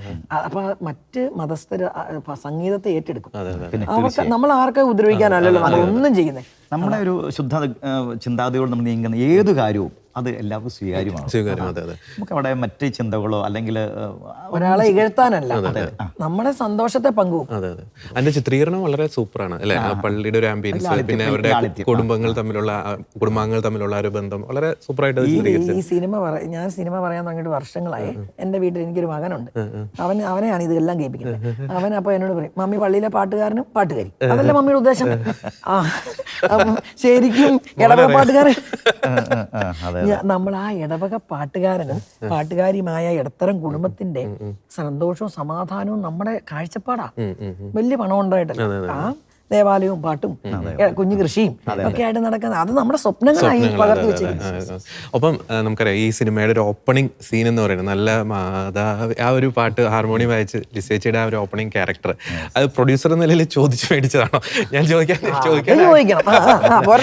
ഇത്രയും വലിയ ടെൻഷന്, അത് 100 കൂട്ടം കാര്യം. ഇപ്പൊ ഒരു ഇടത്ത് നിൽക്കുമ്പോൾ എമൗണ്ട് അങ്ങോട്ട് കൊടുക്കണം, അല്ലെങ്കിൽ ഇത്രയും ക്രൂരൻ നയിച്ചുകൊണ്ട് പോകണം, അതിന്റെ ഇടയിലാണ് ഈ ചട്ടയും മുണ്ടെടുത്തുള്ള ഈ അഭിനയം. എങ്ങനെ സാധിച്ചു? അയ്യോ, അത് ഭയങ്കര ചോദ്യമാണ്. ഇത് ഞാൻ ഒരിക്കലും അമ്മച്ചിയായിട്ട് അഭിനയിക്കാൻ എനിക്ക് ഇഷ്ടമുണ്ടായിട്ടല്ല, ഞാൻ ചെയ്യേണ്ടതുമല്ല. എന്നെ ആക്കേണ്ടത് ഒരു കോളേജ് പ്രൊഫസറോ വല്ലതും ആക്കണമെന്ന് ഞാൻ പറഞ്ഞതാണ്. ഇവര് എന്ത് ചെയ്തെന്ന് ചോദിച്ചാൽ, ഇവർക്ക് ഹാർമോണിയം വായിക്കുന്ന ഒരമ്മച്ചി വേണം. അജുവിന്റെ അമ്മയായിട്ട് തോന്നുന്നു, പാലായുടെ ശബ്ദം, ആ വോയിസ് വേണം, മീൻസ് ആ സ്ലാങ് വേണം. ഇതെല്ലാം കൂടെ തപ്പിപ്പിടിച്ച് ഇവര് പലരെ വിളിച്ചതാണ്. ആരെങ്കിലും അവർക്ക് ഒക്കുന്നില്ല. അങ്ങനെ വന്നപ്പോഴാണ് ഡയറക്ടർ ചെയ്ത രജീസും വൈഫും കൂടെ വീട്ടിൽ വന്ന് സംസാരിക്കുന്നത് പോലെ എന്തോ കാര്യമൊക്കെ ഞങ്ങൾ ഡിസ്കസ് ചെയ്യുമ്പം അവര് പറഞ്ഞു, ചേച്ചിക്ക് ഈ റോള് ചെയ്യാവോ? ചെയ്താൽ അത് നടക്കും, കാരണം പാലായുടെ ടോണും ഹാർമോണിയം അറിയാം, ഹാർമോണിയം വായിക്കാനും അറിയണമല്ലോ. അപ്പം ഞാൻ പറഞ്ഞു, ഇതിൻ്റെ ഇടയ്ക്കൂടെ ഓടുമെന്നൊന്നും എനിക്കറിയത്തില്ല, എൻ്റെ തലയിൽ ഇതൊന്നും അല്ല ഓടുന്നത്, അഭിനയൊന്നും അല്ല എൻ്റെ തലയിൽ. അപ്പം നോക്കാം, നിങ്ങൾ നോക്കിയിട്ട് ഓക്കെ പറയണം ചേച്ചിയാണ്. അപ്പൊ അവരെനിക്കൊരു സ്ക്രീനിങ് തന്നെ വെച്ചു, സൗജന്യമൊന്നും അല്ലത്. അവരെന്നെ വെച്ചിരുത്തി, ക്യാമറയും വെച്ചിട്ട് അങ്ങനെ ചട്ടയും മുണ്ടുപിടിപ്പിച്ച് തന്നെ ഇരുത്തി, എന്നിട്ട് ഹാർമോണിയം വായിപ്പിച്ചു. ഞാൻ പാടും. അപ്പൊ അവര് പറഞ്ഞു, ചേച്ചി ചെയ്താൽ ഏക്കും, കുഴപ്പമില്ല, ചെയ്തു എന്ന് പറഞ്ഞു. പക്ഷെ ഈ ചെയ്യാൻ പോകുമ്പോഴത്തെ റിസ്ക് എന്നാണ്. ഇന്നൊരു സീനുണ്ടെന്ന് പറയുന്നു, പിന്നെ നല്ല മാതാവേ വാരിയെ പാടിയെന്ന് ഞാൻ 10 വയസ്സ് തുടങ്ങി ഹാർമോണിയം വായിച്ച് എന്റെ ദേവാലയത്തിൽ പാടിയ ആളാണ്. അതിനും ദൈവം തന്ന സമ്മാനമാണ്. അത് പറയുമ്പം ഞാൻ ഇടയ്ക്ക് ഒരു മറ്റൊരു കാര്യം പറയാനുണ്ട്. നമ്മുടെ ഈ പാട്ടുകളിലെല്ലാം ഞങ്ങൾ ഇരിക്കുമ്പം ഇപ്പം ഞങ്ങൾ മറ്റേ റാണി മരിയാമ്മയുടെ പാട്ടുകൾ, ദൈവസഹായത്തിന്റെ പാട്ടുകൾ, ഇതെല്ലാം ഞങ്ങൾ വിശുദ്ധരുടെ പാട്ടുകളൊക്കെ ഞങ്ങൾ ചെയ്യണം. അപ്പൊ ഇതെല്ലാം തുടങ്ങുന്നതിന് മുമ്പ് ജപമാല ചൊല്ലി ഞങ്ങൾ പ്രാർത്ഥിക്കാറുണ്ട്. അപ്പോ ഈ മാതാവിൽ തുടങ്ങിക്കഴിഞ്ഞാൽ അതിന് ഭയങ്കര മികവുണ്ടെന്നൊരു ചിന്തയാണ്. അപ്പൊ ഞാൻ പറയുന്നത്, അതേ ഈ നല്ല മാതാവിനെ തുടങ്ങണം, മാതാവിനെ തുടങ്ങണം. അയ്യോ, അത് ഭയങ്കര അങ്ങനെ ഞങ്ങൾ പങ്കുവച്ചു. നിർമ്മല യോസേപ്പിതാവിന്റെ പള്ളിയിലാണ് ഞാൻ പാടുന്നു ഹാർമോണിയം. അപ്പൊ കഥയിൽ പുള്ളി ഫസ്റ്റില് ഓപ്പണിംഗ് സീൻ തന്നെ നല്ല മാതാവ് ഭയങ്കര ആഗ്രഹമായിരുന്നു. അപ്പം ആരും അഭിനയിച്ചാലും ഞാനൊന്നും ഓർത്തില്ല ഇപ്പോൾ, പക്ഷെ അത് കറങ്ങി തിരിഞ്ഞ് കൃത്യം അവിടെ വന്നു. അങ്ങനെ മാതാവിനോട് പ്രാർത്ഥിച്ച് നമ്മൾ തുടങ്ങുന്ന ഒരു വീട് വീട്. അത് ഭയങ്കര ആദ്യത്തെ ചവിട്ടുപടി, ആദ്യത്തെ ചുവടുവയ്പ്, ആദ്യത്തെ സിനിമ, അവിടെ തുടക്കം മാതാവിനോട്. തുടങ്ങിയിട്ട്. അങ്ങനെയായിരുന്നു. അപ്പൊ ഈ ടെൻഷന്റെ ഇടയിലൊക്കെ ഇത് എങ്ങനെയായിരുന്നു അത്? അതിന്റെ രസം എന്താ പറയും, ഇപ്പൊ പറയും എന്നോട് പറയും ഇന്ന് ചേച്ചിക്ക് ഒരു സീൻ ഉണ്ടെന്ന് ഡയറക്ടർ പറയും. ഞാനപ്പോൾ ചട്ടയും മുണ്ടൊക്കെ എടുത്ത് അവിടെ നിൽക്കണമല്ലോ. അങ്ങനെ നിൽക്കുമ്പോഴായിരിക്കും ബാങ്ക് സ്റ്റേറ്റ്മെന്റിന്റെ അവിടെ പ്രശ്നമുണ്ട്, ഞാൻ തന്നെ ചെല്ലണമെന്ന് പറയും. അപ്പൊ ചട്ടയും മുണ്ടും അവിടെ മാറ്റി വെച്ചിട്ട് ചുരിദാറും എടുത്തിട്ട് ബാങ്കിൽ ചെല്ലണം. ഹാർമോണിയം അന്നേരം അത് കഴിഞ്ഞ് പിന്നെ കുറച്ചു നേരം കഴിഞ്ഞ് കഴിയുമ്പോൾ ചേച്ചി അവിടെ ഫുഡിന്റെ ആ സെക്ഷൻ്റെ ഒന്ന് നോക്കണം. അപ്പൊ ഞാൻ അടുത്തത് കറക്കി ഫുഡുമായിട്ട് പോകും. അപ്പൊ ഇങ്ങനെ ഈ ഓളിനോള് മുഴുവൻ നോക്കാനും ഞാനേ ഉള്ളായിരുന്നു. അപ്പോൾ എനിക്കത് ചെയ്യേണ്ടി വരുമല്ലോ, ഉത്തരവാദിത്വം ഭയങ്കരം തന്നെയാണ്. അല്ല റെക്കോർഡിംഗ് 100 പേര് മിനിമം എല്ലാ ദിവസവും 100 മുകളിൽ ആൾക്കാർ. അപ്പം ഇത് ഇവരെ എല്ലാവർക്കും ഓരോ ആവശ്യവും വരാം. അപ്പൊ ഫോൺ വിളിക്ക് ഒരു സൈഡിൽ പൈസ മുഴുവൻ അയക്കണ്ടേ. ഈ ഓരോരുത്തർക്ക് 300 രൂപ തുടങ്ങി 3000 തുടങ്ങി 3 ലക്ഷം വരെ അയച്ചുകൊണ്ടിരിക്കണം ഓരോ ദിവസവും. ക്യാമറയുടെ ആയിട്ട് അതിന്റെ ഇങ്ങനെ എല്ലാം പൈസ പോകണ്ടേ. അപ്പൊ ഈ പൈസ അയക്കൽ തന്നെ എന്താ പണി, അത് മുഴുവൻ സ്റ്റേറ്റ്മെന്റുകൾ നോക്കണം. അങ്ങനെ ഇതിന്റെ ഈ റിസ്കിന്റെ നടുക്കൂടെയാണ് അത് ചെയ്തത്. സന്തോഷത്തിലൊന്നുമല്ല, പേടിച്ചും വെപ്രാളപ്പെട്ടു. അതുകൊണ്ട് അമ്മച്ചിയുടെ വേഷത്തിൽ എന്ത് കുറവുണ്ടെങ്കിലും പ്രേക്ഷകർ ക്ഷമിച്ചോട്ടെ. ടെൻഷൻ പറമ്പിലായിരുന്നു അപ്പൊ. പ്രൊഡ്യൂസർ നിലയിൽ പ്രേക്ഷകർ ക്ഷമിക്കാം. അല്ല ആരും ഒരു കുറ്റം പറഞ്ഞിട്ടോ, നമുക്ക് അഭിനയിക്കാൻ അറിയാമായിട്ടാണോ ഒന്നുമില്ല. അല്ല, ഈ സിനിമയെ കുറിച്ച് ഒരു അവകാശവാദങ്ങളും പ്രത്യേകിച്ച് ഒന്നുമില്ല. ഒരു സിനിമ അത്രേ ഉള്ളൂ. നമ്മൾ ഞാൻ പറയുമ്പോഴും അതാ പറയുള്ളൂ, കാണാൻ പോകുന്നവരും പറയുന്നേ ഉള്ളൂ. വലുതൊന്നും പ്രതീക്ഷിച്ച് പോകരുത് കേട്ടോ. ഒരു കുടുംബ സിനിമ, ഒരു സിനിമ. പക്ഷെ അവര് വരുമ്പോണ്ടല്ലോ സന്തോഷമായി. സന്തോഷം. സിനിമ കഴിഞ്ഞ് ഞാനിപ്പോ ഒരു 6-7 തിയേറ്ററിൽ പോയിരുന്നു. സിനിമ പല കാരണങ്ങളാൽ പോകും ഓരോരുത്തരുടെ കൂടെ. സിനിമ കഴിയുമ്പോൾ നമ്മുടെ ധ്യാനം കഴിഞ്ഞ് കൈയടിക്കുന്ന പോലെ എല്ലാ മനുഷ്യരും കൈയടിച്ച് ഇറങ്ങി പോകുന്ന നമ്മുടെ സിനിമയുടെ മിടുക്കെന്ന് പറയാൻ പറ്റില്ല. ഈ ജനം നമ്മളെ സ്വീകരിച്ചതാണ്, ദൈവാനുഗ്രഹം. നമുക്കറിയാം ഈ പലപ്പോഴും നമ്മുടെ മലയാള സിനിമകളിൽ ഈ പ്രൊഡ്യൂസറിനെയൊക്കെ ഇങ്ങനെ ഈ ചിത്രീകരിക്കണം. നമുക്ക് ഈ അഴകിരാമള്ളി മമ്മൂട്ടിയുടെ ഒരു കഥാപാത്രം പ്രൊഡ്യൂസറായിരുന്നു. ഭയങ്കര തൊപ്പിയൊക്കെ വെച്ച് ഭയങ്കര ജാടയ്ക്ക് ഇങ്ങനെ വരുന്നു. പക്ഷെ ലിസേച്ചി പറഞ്ഞു വെച്ച് നോക്കുമ്പോൾ ഈ സിനിമയിലെ ഏറ്റവും കൂടുതൽ ടെൻഷൻ അടിക്കുന്ന ഒരു വിഭാഗം ഈ പ്രൊഡ്യൂസർമാരെന്നുള്ളൊരു വലിയൊരു വിഭാഗം തന്നെയല്ലേ. പലപ്പോഴും മീഡിയാസ് ആയിക്കോട്ടെ പൊതുസമൂഹം ആയിക്കോട്ടെ ഇവർ നൽകുന്ന ഒരു കോൺട്രിബ്യൂഷൻ അധികം അങ്ങ് വിലമതിക്കാറില്ല അല്ലേ? ലിസേച്ചിക്ക് എന്ത് തോന്നുന്നു? അത് ഒരു പ്രധാനപ്പെട്ട ചോദ്യം. ഈ ഷെക്കൈന TV കാണുന്ന എല്ലാവരും ഓർക്കട്ടെ. അതായത് നമുക്ക് കഥ 100 കണക്കിന് എന്നോട് ഇപ്പോൾ ഉണ്ടല്ലോ ഒരു 50 പേരിലും കഥ പറയാൻ വിളിച്ചിട്ടുണ്ട്. ഞങ്ങൾക്കൊരു നല്ല കഥയുണ്ട്, ഒത്തിരി മനുഷ്യരുടെയും നല്ല കഥയുണ്ട്. ഡയറക്റ്റ് ചെയ്യാൻ ഇഷ്ടം പോലെ ആൾക്കാർ, കഴിവുള്ളവർ ഇഷ്ടം പോലെ ഉണ്ട്. പിന്നെ അഭിനയിക്കാൻ നല്ല അനേകം അനുഗ്രഹീത കലാകാരന്മാർ ഇവിടെ ഉണ്ട്. ഇതെല്ലാം ഉണ്ടെന്ന് ഞാൻ പറയുന്നത്. പാട്ട് എഴുതാൻ പലരും കാണും. പക്ഷെ ഇതെല്ലാം സമന്വയിപ്പിച്ച് കൊണ്ടുപോകണേ പൈസ വേണം. പണമുള്ള പൈസ മുടക്കാൻ വേണ്ടി ഒരു ഗ്രൂപ്പ് വേണ്ടേ. അതാണ് പ്രൊഡ്യൂസേഴ്സ് എന്ന് പറയുന്നത്, അല്ലെ പ്രൊഡ്യൂസർ എന്ന് പറയുന്നത്. അപ്പോൾ അവർക്ക് നല്ല ഉദ്ദേശത്തോട് വന്നിട്ട് അവർ നല്ലൊരു പ്രൊജക്റ്റുമാണെങ്കിൽ അതിനെ മീഡിയയിൽ കൊല വിളിക്കാതെ നന്മ പറഞ്ഞ് നല്ലതാണെങ്കിൽ അതിനെ സപ്പോർട്ട് ചെയ്താലേ ഈ പ്രൊഡ്യൂസർമാർ നിലനിൽക്കും. അപ്പം അവർക്ക് ടെൻഷനുണ്ട്, പൈസ തിരിച്ചും വരെ അവർക്ക് ടെൻഷനുണ്ട്. ബാക്കി എല്ലാവർക്കും ജോലി കഴിയുമ്പോൾ അവർക്ക് സമാധാനത്തോടെ അവരുടെ അടുത്ത ജോലിക്ക് പോകാം. അവർക്ക് അതല്ലേ പറ്റുള്ളൂ. എൻ്റെ കൂടെ നടന്ന് ടെൻഷൻ അടിക്കാൻ അഭിനയിച്ചവർക്കെല്ലാം പറ്റും. പക്ഷെ എന്നാലും നമ്മുടെ ഒരു ഗ്രൂപ്പിന്റെ പ്രത്യേകത എല്ലാവരും ഈ നമ്മുടെ ടീമിൻ്റെ അകത്ത് എല്ലാവരും തന്നെ ഇപ്പോഴും വിളിച്ചുകൊണ്ടിരിക്കുക. ഓരോരുത്തരും വിളിക്കും. ജോണി ആൻഡിച്ചേട്ടനൊക്കെ എന്നും വിളിക്കും, എന്തായി അവസ്ഥ, എങ്ങനെ പോകുന്നു, ആ തിയേറ്ററും കൂടെ പിടിക്കണേ. ഇങ്ങനെയാണ് എൻ്റെ കൂടെ യാത്ര ചെയ്യുകയാണ്. അജു ഒക്കെ മഞ്ജുക്കളെയൊക്കെ അതുപോലെ ക്യാമറ ചെയ്ത് S. ശരവണൻ സാർ, അദ്ദേഹം തമിഴ്നാട്ടിൽ ഇന്നലെ വിളിച്ചത്. അദ്ദേഹം വിളിച്ചിട്ട് പറഞ്ഞു, ലിസേച്ചി ഒന്നും പേടിക്കണ്ട കേട്ടോ, നമുക്ക് നല്ല ഒരു റിസൾട്ട് വരും, നമ്മുടെ കുടുംബം ഏറ്റെടുക്കും. അപ്പൊ ഇങ്ങനെ നമ്മുടെ ടീമിന്റെ കൂടെ യാത്ര ചെയ്യുകയാണ് നമ്മുടെ വർക്ക് ചെയ്തു വരും. അവരിട്ടിട്ട് പോവല്ല, നമ്മുടെ കൂടെ ഉണ്ട്. അത് ചില പ്രത്യേകത കൊണ്ട്, ആ പ്രാർത്ഥന കൊണ്ടും സ്നേഹം കൊണ്ടും ഒക്കെയാണ്. പിന്നെ നമ്മൾ ഓർക്കുന്നിടത്ത് നിൽക്കുന്ന ഒരു സംവിധാനമാണ് ഇതെന്ന് ഓർക്കണ്ട. അതത്ര ഈസി ഒന്നുമല്ല. നമ്മളെപ്പോഴും പണം കൂടി വരും, നമ്മുടെ ചെലവുകൾ കൂടി വരും, അനുദിന ചെലവും കൂടുക. അപ്പം ഉദാഹരണം പറഞ്ഞു കഴിഞ്ഞാൽ 10 രൂപയ്ക്ക് പണ്ട് മേടിച്ച ജ്യൂസിന് ഇപ്പൊ 25 ആവും. അപ്പൊ ഇതൊക്കെ ഇവിടെ ഉള്ള സംഭവങ്ങളാണ്. ഇതിനെ നമ്മൾ മനസ്സിലാക്കണം. എന്തെങ്കിലും ഒരു അസുഖം വന്നു കഴിഞ്ഞാൽ അന്നത്തെ ഷൂട്ടിംഗ് എല്ലാം പോയി. അസുഖമോ പനിയോ മഴയോ എണ്ണ വന്നാലും പോയി. അതന്നേരം ലക്ഷങ്ങളാ പോണേ. കാലാവസ്ഥ പ്രതികൂലമായി കഴിഞ്ഞാൽ ബഡ്ജറ്റ് കൂടിക്കൊണ്ടിരിക്കും. ആ ബഡ്ജറ്റ് തിരിച്ചു പിടിക്കാൻ പെടുന്ന പാടോ. നമുക്ക് ഈ ഡിസ്ട്രിബ്യൂഷന്റെയും തിയേറ്ററിന്റെയും അല്ലെങ്കിൽ മറ്റെന്തോരം ചെലവുകളാ.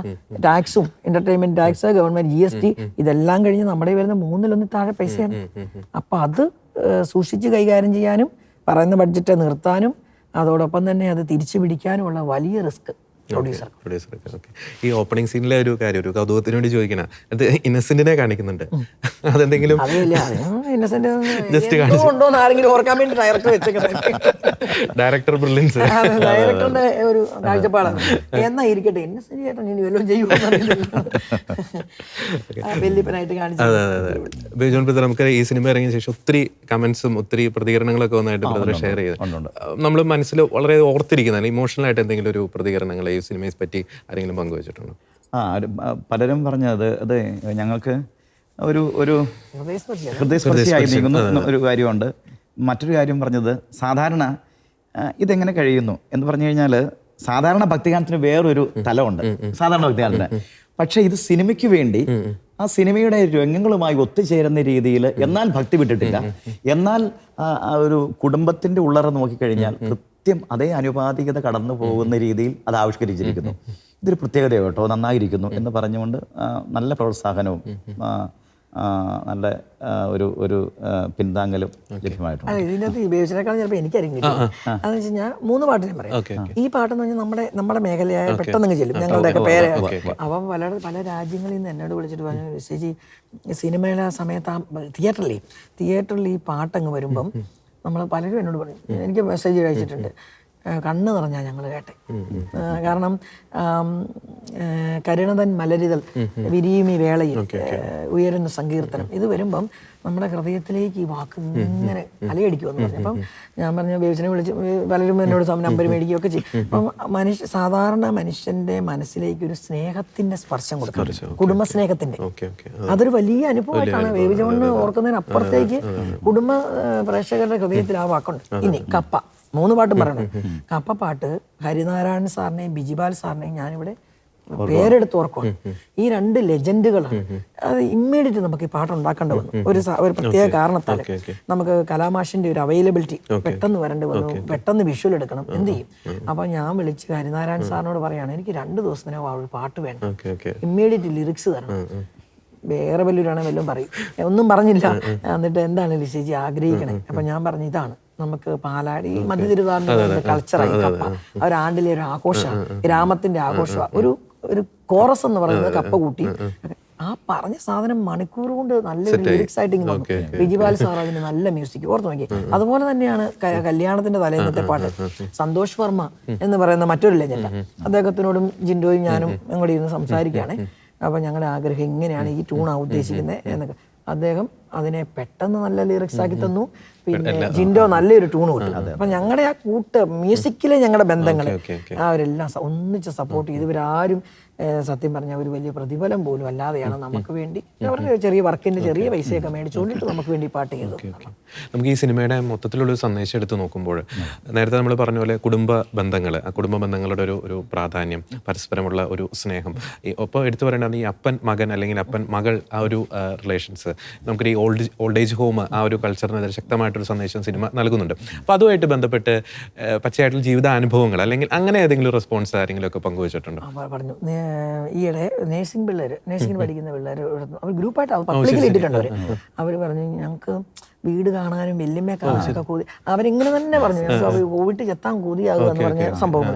അതുപോലെ 1-2 അനുഭവങ്ങൾ പേഴ്സണലി പേര് പറയത്തില്ല, ഇങ്ങനെ അമ്മേനെയൊക്കെ ഒത്തിരി വിഷമിപ്പിച്ചിട്ടുണ്ട്, ഇത് ഞങ്ങളുടെ ഹൃദയത്തിൽ കൊണ്ടു, അമ്മയോട് പോയി ക്ഷമ പറയുന്നൊക്കെ പറഞ്ഞു. ഇങ്ങനെ ചില ധ്യാനം കഴിഞ്ഞ് കിട്ടുന്ന റെസ്പോൺസ് പോലെ ചില മനുഷ്യരുടെ തീരുമാനങ്ങൾ, അങ്ങനെ ചില കണ്ണു നനയ്ക്കുന്ന ചില അനുഭവങ്ങൾ നമ്മളോട് ചിലയിടത്തുനിന്ന് പങ്കുവെച്ചതുണ്ട്.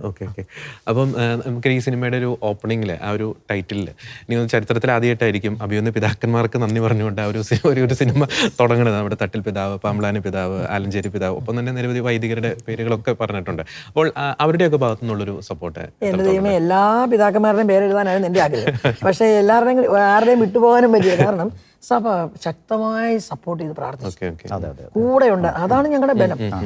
നമ്മൾ സഭയുടെ അടുത്ത് പോയി പറഞ്ഞു, ഞങ്ങളിങ്ങനെ ഒരു ബഡ്ജറ്റുമായിട്ട് ഇറങ്ങുകയാണ്, ഇത്രയും പൈസ നമ്മുടെ കയ്യിൽ ചെലവാക്കുന്നു, നമ്മുടെ ആശയം നല്ല സിനിമയാണ്. അപ്പൊ അവരും പറഞ്ഞു, ഇല്ല, സമൂഹത്തിന് വേണ്ടിയാണ് നിങ്ങൾ ചെയ്യേണ്ടതെന്ന് പറഞ്ഞു, അല്ലാണ്ട് നമ്മുടെ റിലീജിയൻ എന്നല്ല പറഞ്ഞു. നിങ്ങൾ സമൂഹത്തിന് നല്ല സന്ദേശം കൊടുക്കുന്ന സിനിമ ചെയ്യും. അപ്പൊ ആദ്യം ബ്ലസ് ചെയ്യുന്നത് തന്നെ പാമ്പ്ലാനി പിതാവ് മീഡിയ കമ്മീഷന്റെ ചെയർമാന്. അപ്പൊ പിതാവിനെ കൊണ്ട് POC വെച്ചാണ് നമ്മളിതിന്റെ സ്വിച്ച് ഓൺ കർമ്മം നടക്കുന്നത്. അത് കഴിഞ്ഞ് പിന്നെ നടക്കുന്നതെന്ന് പറഞ്ഞു കഴിഞ്ഞാൽ നമ്മൾ കുർബാനയും ഒക്കെ ഞങ്ങൾ പ്രാർത്ഥിക്കുകയാണല്ലോ പിതാക്കന്മാരോടും പറഞ്ഞ്. അപ്പം എല്ലാ വിഭാഗ നമ്മുടെ കമ്മ്യൂണിറ്റി ഒന്നിച്ച് വൈദികർ കുർബാന എത്ര അടുത്ത് ചെല്ലിടണമെന്ന് അറിയാമോ? അതപ്പം നമുക്ക് ഇവരുടെ എല്ലാം പേരിടാൻ പറ്റിയല്ലോ. അതുകൊണ്ടാണ് മൊത്തത്തിൽ ഓൾ ബിഷപ്സ് ആൻഡ് പ്രീസ്റ്റ് എന്നൊക്കെ പറഞ്ഞ് വൺ വേർഡ് എഴുതിയിട്ടേക്ക്. അതുപോലെ സിസ്റ്റേഴ്സ് എത്ര ആരാധന മഠങ്ങളിൽ നമുക്ക് വേണ്ടി പ്രാർത്ഥിച്ചു. അത് വലിയ ഇന്റർസെഷൻ മിനിസ്ട്രി. പ്രാർത്ഥനയായിരുന്നു ശരിക്കും സിനിമയുടെ വിജയത്തിന്റെ പ്രധാന രഹസ്യം. നമുക്ക് ഉറപ്പായിട്ടും പിന്നെ മീഡിയ ഇപ്പം ഷെക്കേന സപ്പോർട്ട് ചെയ്യുന്ന പോലെ നമ്മുടെ ഡിവൈൻ ചാനല്, ശാലോം മിനിസ്ട്രി പ്രാർത്ഥിക്കുന്നു. നമ്മളെ സാധാരണ എല്ലാ മീഡിയകളും നമ്മളെ സപ്പോർട്ട് ചെയ്യുന്നു. മീഡിയ നമ്മളെ പറ്റുന്ന പോലെ അവർ സപ്പോർട്ട് ചെയ്തിട്ടുണ്ട്. വിജയൻ ബ്രദർ ഈ കരിസ്മാറ്റിക് നവീകരണ തുടക്ക കാലഘട്ടം മുതൽ നവീകരണ മുന്നേറ്റത്തിലുണ്ടായിരുന്നു. അപ്പോൾ നമുക്കറിയാം ഇവാഞ്ചലൈസേഷൻ ഓരോ കാലഘട്ടത്തിനനുസരിച്ച് പല ഫേസുകളുണ്ട്. അപ്പോൾ ആദ്യ കാലഘട്ടത്തിൽ നമുക്ക് ധ്യാനകേന്ദ്രങ്ങൾ, സ്റ്റേജിൽ നിന്നുള്ള പബ്ലിക് പ്രീച്ചിങ് അതിപ്പോഴും തുടർന്നുകൊണ്ടിരിക്കുന്നു. പക്ഷേ ഈ മാറുന്ന ഒരു കാലഘട്ടം നമ്മളിപ്പോൾ സിനിമയുടെ ഒരു പശ്ചാത്തലത്തിലൊക്കെ ചിന്തിക്കുമ്പോൾ ഒരു പുതിയൊരു ഇവാഞ്ചലൈസേഷൻ്റെ തലമല്ലേ ഈ മീഡിയ അല്ലെങ്കിൽ സിനിമ പോലുള്ള കലാമേഖലകൾ നമുക്ക് തുറന്നു തരും. നമ്മൾ ഈ സ്വർഗം സിനിമയുടെ ഒരു വിജയത്തിൻ്റെ ഒരു പശ്ചാത്തലത്തിൽ ചിന്തിച്ചു നോക്കുമ്പോൾ അതൊരു ചുവടുവയ്പ്പാണ്. അതായത് ആ വാതിൽ തുറന്നു എന്നുള്ളതാണ്. കാരണം കാലഘട്ടത്തിനനുസരിച്ച് നമ്മൾ മാറ്റങ്ങൾ വരുത്തേണ്ടതുണ്ട്. അതിലേറ്റവും നല്ല മീഡിയയാണ് മൂവി, സിനിമാ മേഖല എന്ന് പറയുന്നത് നല്ല മാധ്യമ തലമാണ്. അവിടെ ഈ എല്ലാ മാധ്യമങ്ങളും നന്മയ്ക്ക് വേണ്ടി ഉണരേണ്ടതാണ്. അപ്പോൾ തന്നെ മാപ്പപ്പന്മാർ കാലാകാലങ്ങൾ പറഞ്ഞിട്ടുണ്ട്, അവരുടെ പ്രബോധനങ്ങളോട് നമ്മൾ തന്നിട്ടുണ്ട്, നിങ്ങൾ സിനിമ മാധ്യമങ്ങൾ ഉപയോഗിക്കുക, മാധ്യമങ്ങൾ സുവിശേഷവൽക്കരണത്തിന് ഉപയോഗിക്കുക.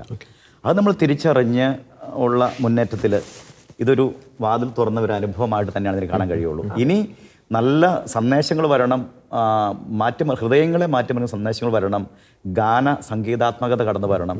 അങ്ങനെ പുതിയ ഒരു വസന്തം ഈ മേഖലയിൽ ഇവിടെ വരേണ്ടതുണ്ട്. അതിന് ഈ സിനിമാ മാധ്യമം നമുക്ക് നന്നായി ഉപയോഗിക്കാൻ പറ്റും എന്നുള്ളതാണ്. അതായത് നമ്മളെ ഇന്നിപ്പോൾ നമ്മളൊരു പ്രത്യേക ഇൻസിഡൻറ്റിൽ ഒരു പ്രശ്നം അനുഭവിക്കുക. ഉദാഹരണം പറഞ്ഞാൽ ഇന്ന ഭക്ഷണം കഴിച്ചാൽ പ്രശ്നം ഉണ്ടാവും, ഇവിടെ എല്ലാവരും രോഗികളാവും. ആ ഭക്ഷണത്തെപ്പറ്റി ഇന്ന് നമ്മൾ പ്രസംഗിക്കണം. ഇന്ന ഭക്ഷണം സൂക്ഷിച്ചു രോഗിയാവും. നമ്മൾ 25 വർഷം മുമ്പ് കഴിച്ച വേറൊരു ഭക്ഷണത്തിന്റെ കാര്യം ഇന്ന് പറയേണ്ട കാര്യമില്ല എന്ന് പറഞ്ഞ പോലെ തന്നെ ഇന്ന് എന്ത് വേണം, അപ്ഡേറ്റഡ് ആയിരിക്കണം നമ്മൾ. ഇന്ന് എന്ത് വേണം ഈ സമൂഹത്തിൽ നമ്മുടെ കുഞ്ഞിപ്പോൾ ഞാൻ ഏത് മതത്തിലെ അപ്പനും അമ്മയാകട്ടെ, അതിന്റെ കുഞ്ഞ് വളർന്നു വരുമ്പം ആ അപ്പനും അമ്മയുടെ സ്വപ്നം എന്താണ്? ഞങ്ങൾക്ക് അവർ തണലാകുന്നല്ലേ. അത് ഹിന്ദു എന്നോ ക്രിസ്ത്യാനിന്നോ മുസ്ലിം എന്നോ ഇല്ല, എല്ലാ കുടുംബത്തിലും അല്ലേ. ഒരു കുഞ്ഞ് വളർന്നു വരുമ്പോൾ ഇവൻ എന്നെ തല്ലിക്കൊല്ലുന്ന ഓർത്ത് വളരണോ? അപ്പനും അമ്മയും പേടിക്കണോ? പേടിക്കരുത്. അപ്പൊ അപ്പന്റെ അമ്മയുടെയും പ്രതീക്ഷ എന്തായിരിക്കണം? ഈ കൊച്ചെൻ്റെ എനിക്ക് ഉപകാരമായി മാറണം, എൻ്റെ കുഞ്ഞ് എനിക്കൊരു കൈത്താങ്ങാകണം എന്ന് ഓർക്കേണ്ട കുഞ്ഞുങ്ങളെ വളർത്തിക്കൊണ്ട് വരുമ്പം അവർ നേരെ ഓപ്പോസിറ്റായി മദ്യത്തിനോ മയക്കുമരുന്നിനോ ഇവിടുത്തെ ഈ കപട സംവിധാനങ്ങൾക്കോ ഫേസ്ബുക്കിനോ ഒക്കെ അടിമയായിട്ട് അവർ ഏതോ ലോകത്തോട്ട് പോകുമ്പോൾ എല്ലാ അപ്പനും അമ്മയും വിഷമിക്കല്ലേ. ആ വിഷമത്തെ നമ്മൾ കാണണ്ടേ? അത് സമൂഹത്തിന്റെ പ്രശ്നമാണത്. അപ്പൊ അല്ലെങ്കിൽ എനിക്ക് കല്യാണമേ വേണ്ട, അങ്ങനെ ഒരു ജീവിതം എനിക്ക് ആഗ്രഹമില്ല എന്ന് പറഞ്ഞ ഒരു വലിയ തലമുറ പോവാ. അപ്പൊ ഇത് അതുകൊണ്ടാണ് നമ്മൾ എഴുതിയേക്കുന്നത് വരമാണി കല്യാണം. എല്ലാ പ്രശ്നവും ഉണ്ട് കല്യാണത്തിന്റെ അകത്ത്, കഷ്ടപ്പാട് കൊണ്ട് ബുദ്ധിമുട്ടുണ്ട്. അപ്പം നമ്മൾ വരമാണി കല്യാണം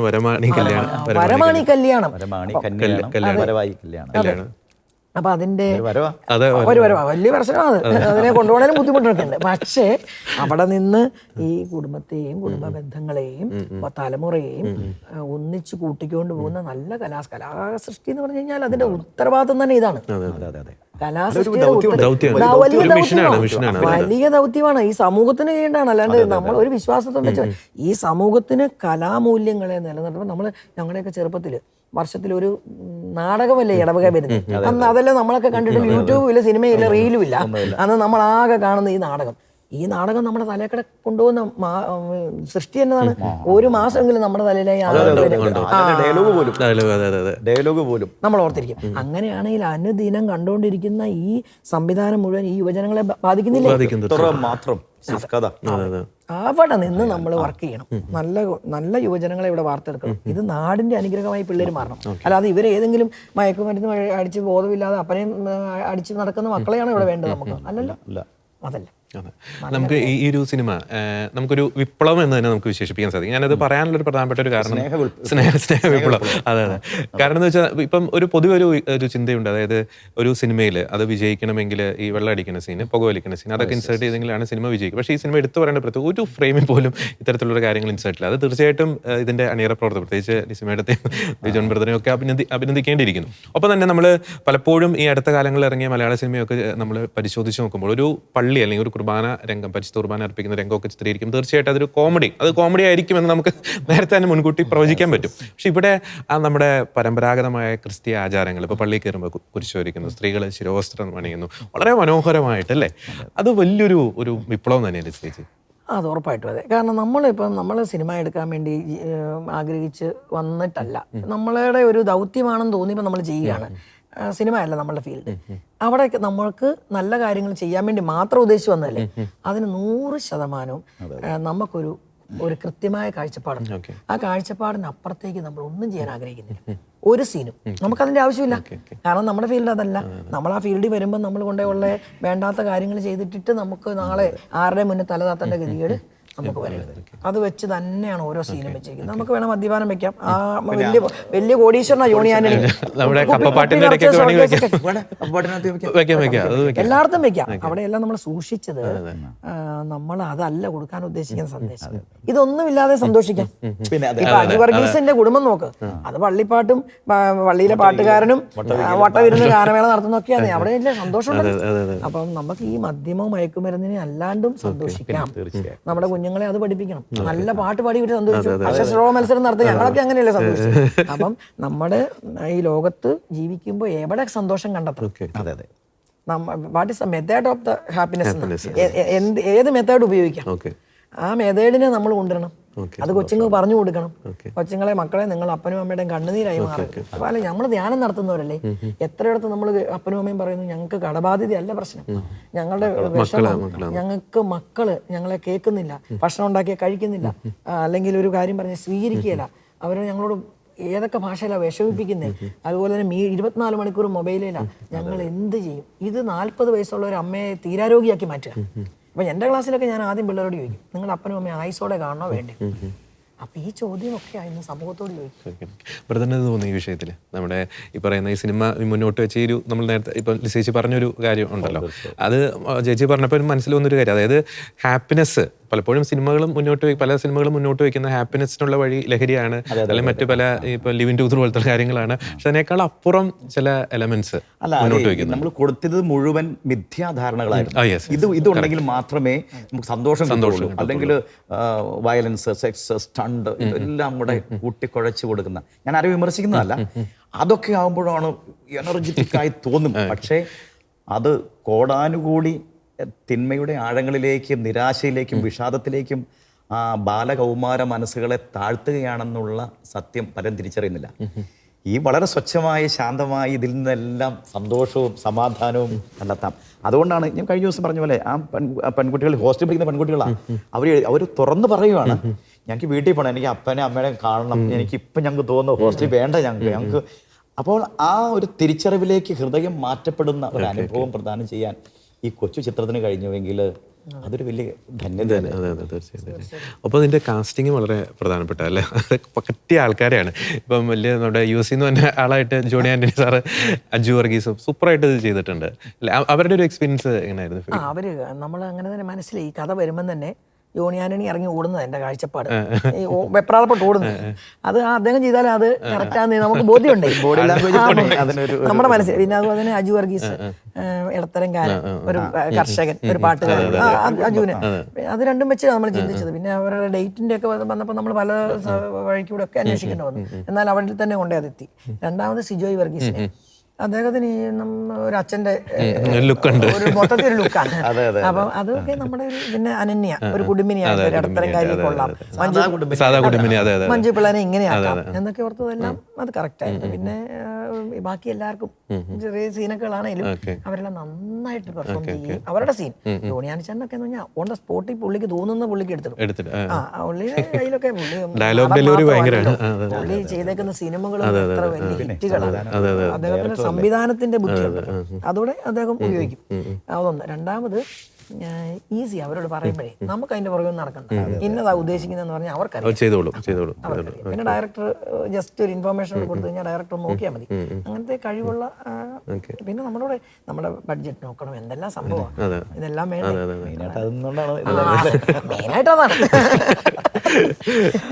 പിന്നെ നമ്മുടെ ഒരു ക്യാരക്ടറിനെ വിട്ടു, നമ്മുടെ റോബോട്ട് രഹാൻ അല്ലെ, അതൊരു മെസ്സേജ് വരുന്നുണ്ട് ശരിക്കും. അതായത് എല്ലാ ആധുനിക സംവിധാനങ്ങളും ഉണ്ടെങ്കിലും ആ റോബോട്ട് റോബോട്ടിന്റെ അതിപ്പോ സിനിമയുടെ ഇതായതുകൊണ്ട് പറയാൻ പറ്റില്ല. റോബോട്ടിന് പറ്റുന്ന ഒരു സംഭവം അവസാനം നമ്മൾ കാണിക്കുന്നുണ്ട്. അതിന്റെ അർത്ഥ സിസ്റ്റത്തെ നമ്മൾ നിർത്തുന്നു. സിസ്റ്റത്തിന് എന്ത് പറ്റിയെന്ന് സിനിമാ തിയേറ്ററിൽ പോയി കാണും. ആ സിസ്റ്റം നമുക്ക് തരുന്ന വലിയൊരു സൂചന. ആ സൂചന നമ്മൾ പഠിക്കണം. നാളെ ഇതെല്ലാം വീട്ടിൽ കൂടെ വരും. നാളെ കാപ്പി ഉണ്ടാക്കാനൊക്കെ ചേച്ചിയും ചേട്ടനും കാലഘട്ടം വരുന്നു.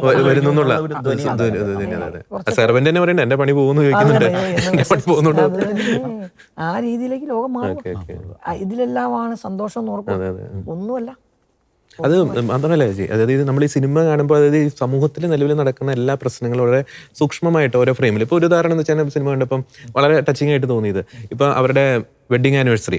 അപ്പം മക്കൾ വരുമെന്ന് പ്രതീക്ഷിക്കുന്നു, ഭയങ്കരമായിട്ട് ഒരുങ്ങി കാത്തിരിക്കുന്നു. അപ്പോഴാണ് ഈവന്റ് മാനേജ്മെന്റ് വന്നിട്ട്, സ്ഥിരം നമ്മുടെ നാട്ടിൽ അല്ലെങ്കിൽ നമ്മുടെ കുടുംബങ്ങളിൽ ഇപ്പോൾ നടക്കുന്ന ഒരു ട്രെൻഡാണ്. കാരണം വിദേശത്താണ് മക്കള്, ഈവന്റ് മാനേജ്മെന്റ് അവർ വന്നിട്ട് ആശംസ അറിയിച്ചിട്ട് പോകുന്നു, ഇവര് വീഡിയോ കോൾ വന്നിട്ട് ചെയ്യുന്നു.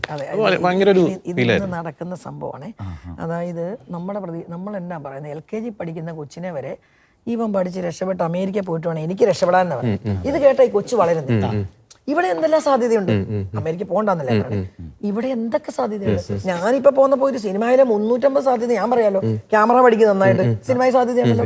എഡിറ്റിംഗ് പഠിക്കും നന്നായിട്ട്, ഡിജിറ്റൽ മാർക്കറ്റിംഗ് പഠിക്കും, അഭിനയിക്കാൻ കഴിവുണ്ട് അഭിനയിക്കുക, പാട്ടെഴുതാൻ കഴിവുണ്ട് പാട്ടെഴുതുക. ഇതെല്ലാവരും സിനിമയിൽ കയറുമെന്നല്ല, ഇവിടെ എല്ലാം ഇന്ന് സാധ്യതയുണ്ട്.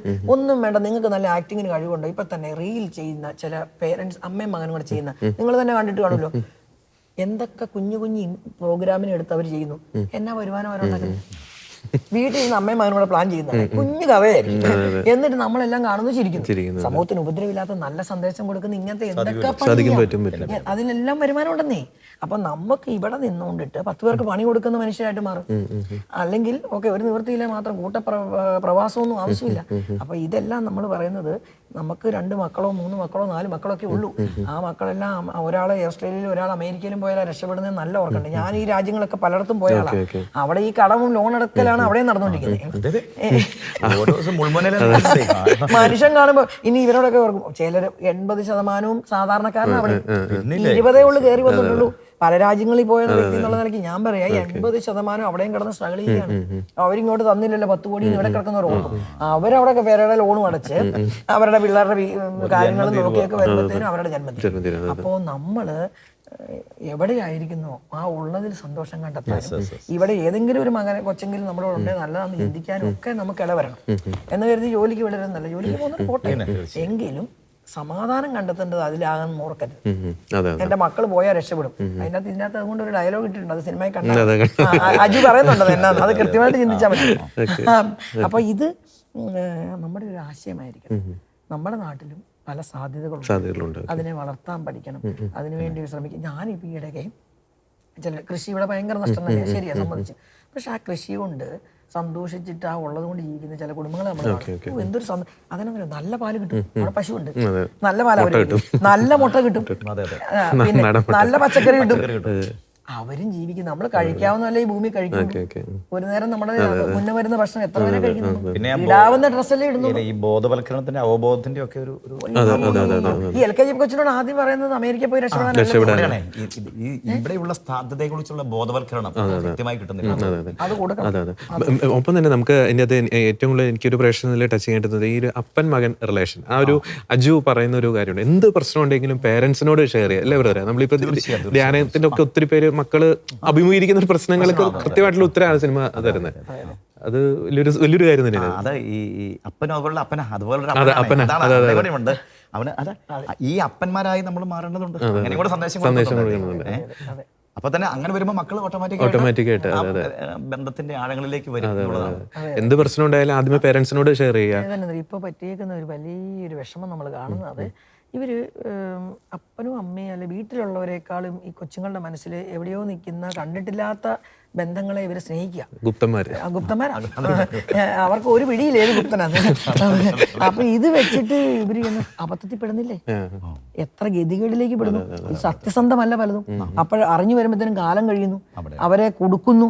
ഇതൊക്കെ കൊച്ചുങ്ങൾ മനസ്സിലാക്കണം. നിങ്ങൾക്കൊരു പ്രതിസന്ധി ഉണ്ടെങ്കിൽ തീർച്ചയായിട്ടും അപ്പനോടും അമ്മയോടും പറയുക. പിന്നെ ഈ അപ്പനും അമ്മയും തന്നെ പലയിടത്തും ഈ പിള്ളേർക്ക് ഉപദ്രവമായി മാറുന്ന കഥകളും ഉണ്ട്. ഇല്ലെന്നൊന്നും പറയാൻ പറ്റില്ല, ചില അനുഭവങ്ങൾ നമ്മളത് കാണുന്നുണ്ട്. അപ്പം തീർച്ചയായിട്ടും നമ്മൾ വിവേകത്തോടെ നമ്മൾ ഈ ഭൂമിയിൽ നിന്ന് ഒന്നും കൊണ്ടുപോകില്ല. ഇവിടെ ജീവിക്കുമ്പം നമ്മൾ ചേർക്കേണ്ടവരെ ചേർത്ത് പിടിച്ചും കൂടെ നിൽക്കേണ്ടവരുടെ കൂടെ നിന്നും ഒക്കെ കൊണ്ടുപോകാനുള്ള ഒരു വലിയ ഉത്തരവാദിത്വം നമുക്കുണ്ടെന്ന് നമ്മൾ ഓർക്കണം. ഓക്കെ ബ്രദറെ, ഒപ്പം തന്നെ ഈ സ്നേഹചൈതന്യമേ അതുപോലത്തെ ഇനിയും മനോഹരമായിട്ടുള്ള ഗാനങ്ങൾ നമുക്കിനി മലയാള സിനിമയിൽ ബ്രദറിൽ നിന്ന് പ്രതീക്ഷിക്കാൻ പറ്റുമോ? തീർച്ചയായും നമുക്ക് അങ്ങനെ ചിന്തയുണ്ട്. അതായത് ഇത് ഞങ്ങൾ അന്നും ഇന്നും പങ്കുവെക്കുന്നത് നല്ല ഇതിലൂടെയെല്ലാം, കാരണം ഇതിലെല്ലാം നമ്മുടെ ഒരു ചിന്തകൻ പറഞ്ഞിരിക്കുന്ന കാര്യമാണ്, കലാകാരൻ പ്രവാചകനാണ്. അതിപ്പം ഗാനരചയിതാവാണെങ്കിലും ഗായകനാണെങ്കിലും സംഗീത സംവിധായകനാണെങ്കിലും അവനൊരു പ്രവാചക ദൗത്യമുണ്ട്. കാരണം അവൻ ക്രാന്തദർശിയാണ്. വരുന്ന കാര്യങ്ങളെക്കുറിച്ച് ചിന്തിക്കാനും അല്ലെങ്കിൽ നല്ല ഈടുറ്റ സന്ദേശങ്ങൾ അത് ഹൃദയത്തെ മാറ്റിമറിക്കും.